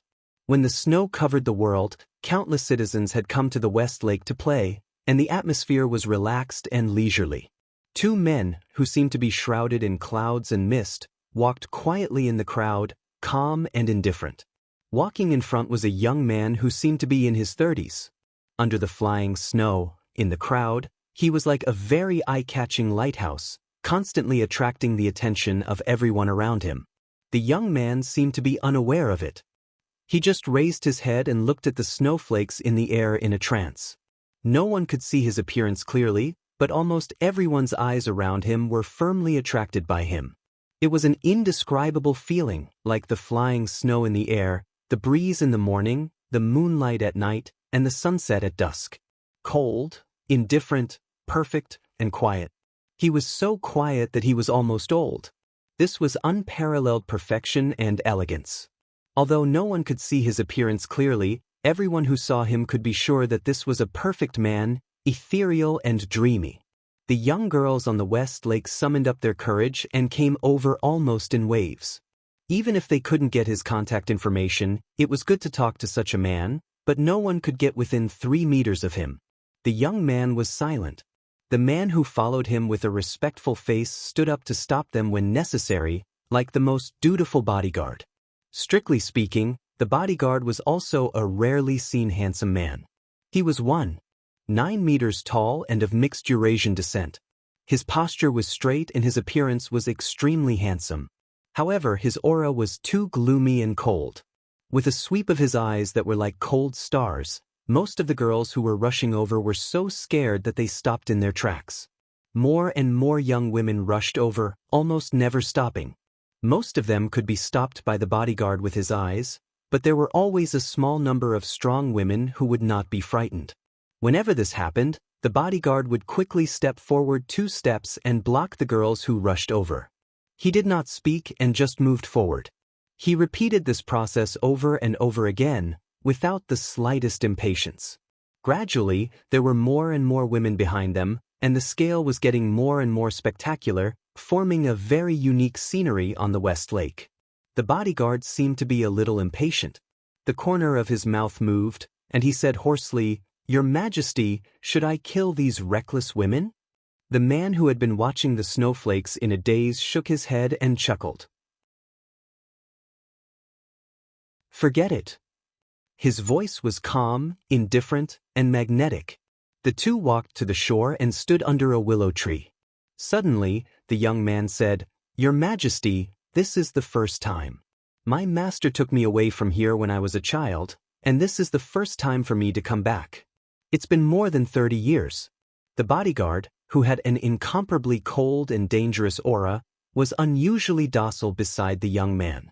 Upon hearing his words, he bowed slightly and whispered, "Your Majesty, do you want to go to the broken bridge to enjoy the snow of the west lake of the mountain? I have is day like of time of day of world of day of day of day." The crowd around them was noisy. Countless young women following behind the two of them did not leave. Their scorching gazes landed on the young man's back. "Azura." The young man suddenly spoke. "Your Majesty." The bodyguard took a step forward and bowed slightly. "There are too many people here. It's annoying," the young man said. Azura nodded. "I understand." He stepped back, picked up the phone, dialed a number, and whispered something. Vaguely, the words "Your Majesty" and "Dynasty" could be heard, but they were soon drowned out by the fog. In less than 5 minutes, Azura returned to the young man's side and whispered, "The army has set off, and the speaker of Xianxia will come soon. West Lake will soon be cleared. The speaker just communicated with the Parliament of Xianxia State and agreed in principle to give West Lake to Your Majesty. From today on, West Lake will not be open to the public, but the specific construction needs to be taken over by the people of the dynasty. Your Majesty, what style do you want?" "Let's go to the cemetery." The young man thought for a while and said slowly. Shura's body stiffened. He was a little surprised, but then he nodded, "Okay." He suppressed the surprise in his heart. It seemed that he no longer felt that there was anything strange about transforming West Lake, a scenic spot of world civilization, into a cemetery. "This is a cemetery. Aunt and uncle are here, and so is my brother. They don't like to be disturbed." The young man said faintly, "Azura, you arrange this matter." "Okay, Your Majesty." Azura nodded. "What are you talking about?" A soft and elegant voice suddenly sounded. Azura took 2 steps back. A beautiful woman whose age could not be judged came over with a bouquet of flowers and a quiet smile. The woman's clothes were very simple. She wore a black coat, trousers, and flat shoes. Her black hair was tied into a ponytail. Her face was without any makeup. She was as clear and light as the beautiful West Lake in front of her. She carefully took care of the flowers in her arms. Looking at the young man in front of her, her calm eyes contained countless complicated emotions. "I want this lake." The young man pointed to the lake in front of him. His voice came out of the dense fog. "It's very good here. It's very good. Is it going to be transformed into the second carefree city? If Grandpa Lin comes back, he should like it here very much." The woman smiled. The young man was silent for a while and shook his head with a smile. "Master. He told me some time ago that he had seen the carefree city for a lifetime and was tired of it. After a while, he also planned to travel around the world. I want to make this a cemetery. Aunt and uncle will sleep here so that they will not be disturbed." The woman was slightly stunned and smiled, but her smile became a little sad. It's also very good. I just don't know if my parents and my brother will like it." "They will like it." The young man said softly, "I have talked with Xianxia State. When I come back this time, I will also move the remains of my parents here." A subtle mist spread over and wrapped the woman and Azura. The world seemed to be motionless. But the next second, the 3 had left the shore, crossed the clear lake, and came to a hill. 2 dilapidated tombstones appeared in front of the 3. The woman's hand holding the flowers trembled slightly. She whispered, "That's even better. If uncle and aunt come, my parents will not be lonely." "I hope so." The young man nodded. "I hope aunt and uncle don't hate my mother. We are sorry for them." The woman reached out and touched the young man's hair. She said softly, No, we are a family. Really? The young man looked at the flying snow in front of him. Cousin, do you hate her? My mother. Do you hate her? No. The woman whispered, I may not have liked her before, but when I see you, I don't hate her anymore. When my parents see uncle, they won't hate aunt. We are a family. And grandpa and grandma and grandpa, the young man muttered to himself. The dense mist dissipated around him. A perfectly chiseled face appeared in the air. His expression was still calm, but a trace of blood gradually appeared in the corner of his eyes. Azura. He suddenly opened his mouth and called out, Your Majesty. Azura took a step forward. You have cleaned my grave for 10 years. Do you know who you are cleaning for? His Majesty's voice was a little cold. It's for the family of Your Majesty. Azura said hesitantly. His Majesty nodded, reached out to touch the dilapidated tombstone in front of him, and said blandly, My aunt and uncle are lying here. The grave next to it is my brother's. The one standing beside me now is the chief administrator of the dynasty, my cousin, the daughter of my aunt and uncle. Azura's body trembled, and he lowered his head, not daring to look up. This was originally a big family that stood at the peak of Zhongzhou State. Azura, why is it like this? His Majesty whispered to himself in a confused tone. Azura's body trembled more and more severely. With a thud, he knelt on the ground, still not daring to speak. At this moment, he was not a super expert who was famous in the dark world and was about to break through the peak of the invincible realm. He was just an ordinary person who did not know what to do in fear and trepidation. Because of my father, His Majesty smiled softly. Do you know that my father was the heavenly son of that era? Everyone thought that he could lead the family to a new height. He unconsciously stroked the tombstone with his palm and whispered, just when he was closest to success, he failed. My grandfather. His voice was still calm, but the temperature between heaven and earth was getting lower and lower. He was the most famous marshal in Zhongzhou State back then, and even the most famous marshal in the world. He fought hundreds of battles in his life and never failed. No marshal in the world was his opponent. He was a hero all his life. The day after my father failed and died, he took a military plane from the border to Yuzhou, but he died in an air crash.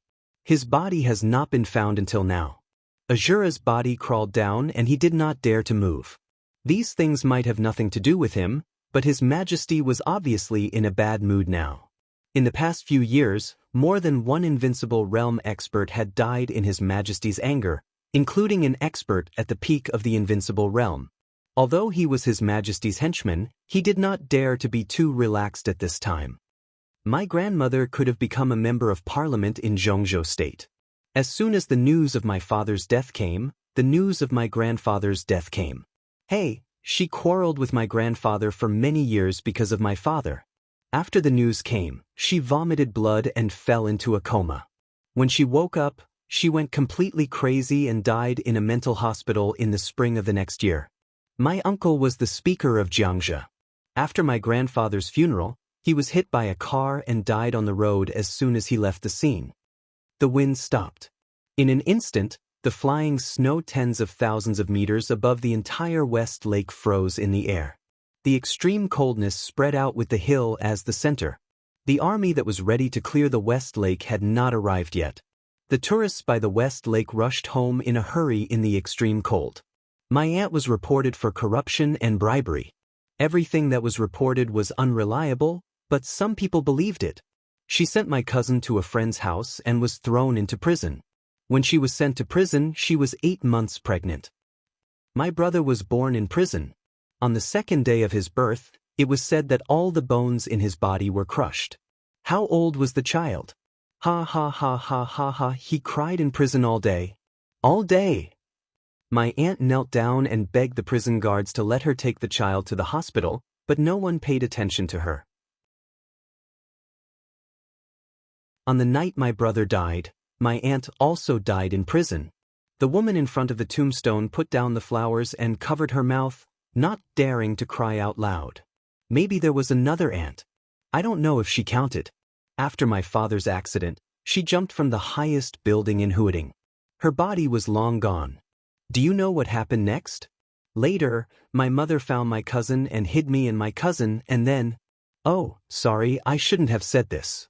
Azura, do you know the reason for all of this? It's the death of your Majesty's father, Azura said in a hoarse voice. He didn't dare not answer. It's true. His Majesty nodded. Do you know why my father died? Azura really didn't dare to answer this time. He naturally knew the answer. Almost everyone in the Dark World knew it. But since the establishment of the dynasty, no one dared to talk about this topic. Those who dared to talk about it were all dead.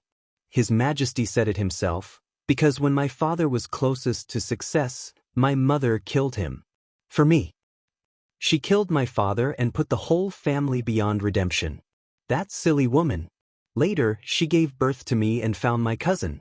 It seemed that she accompanied me for a while, but I don't remember. Then, she went to find someone to avenge my father. Well, she was the murderer. She took away my father's sword and almost killed most of the people related to my father's death. She herself also died with the enemy in the final battle.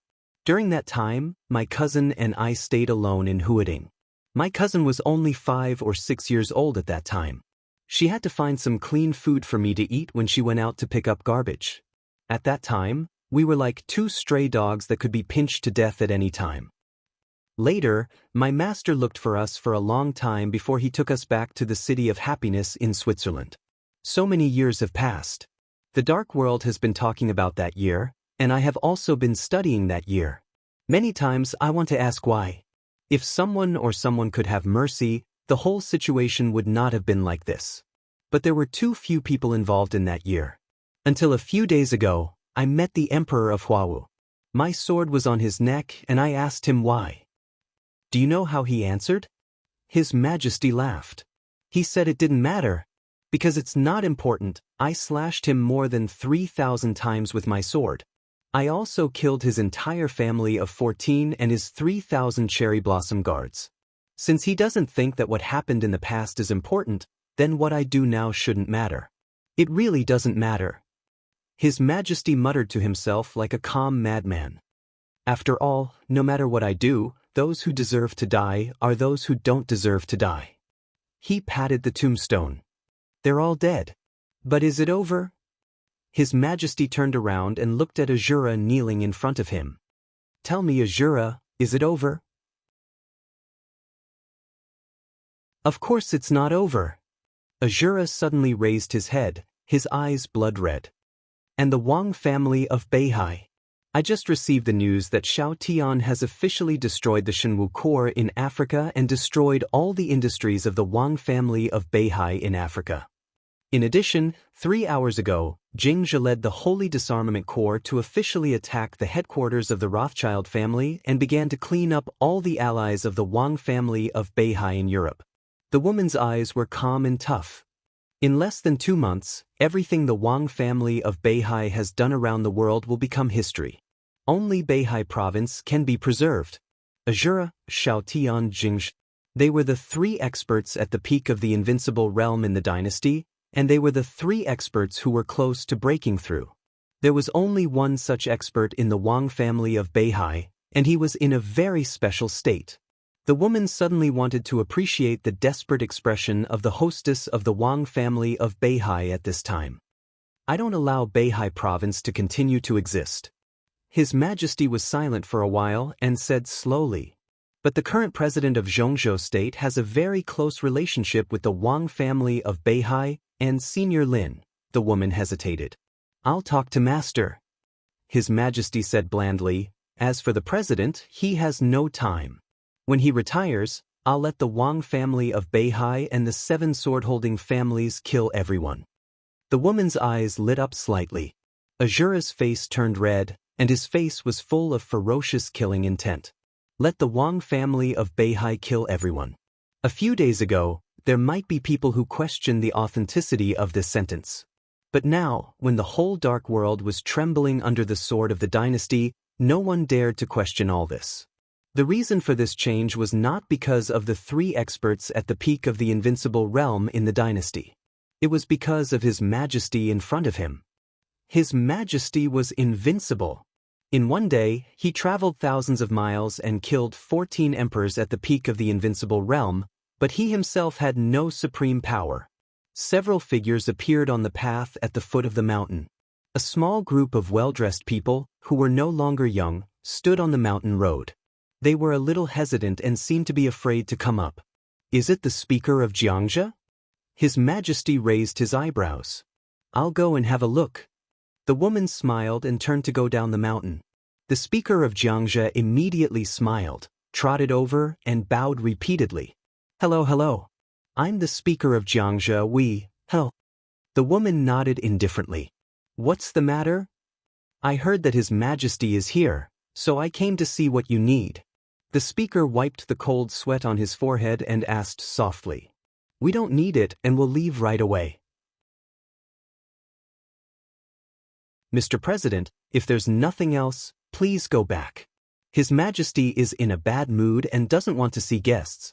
Who are you? Don't forget, the one standing here is Mr. President of Xianxia. A young secretary asked loudly, Who the hell are you people? The speaker's face changed dramatically. He seemed to be stunned and didn't know what to say for a moment. The woman raised her eyebrows slightly and said blandly, My name is Dong Qingyu, the CEO of the Sword Dynasty. If I don't understand it, there will be explanations in 2 or 3 chapters. I especially like to write these messy things. I'm poisoned. You're tuning in to the Wang Lin's Journey YouTube channel. Don't forget to subscribe and join us on this journey to catch the most captivating stories.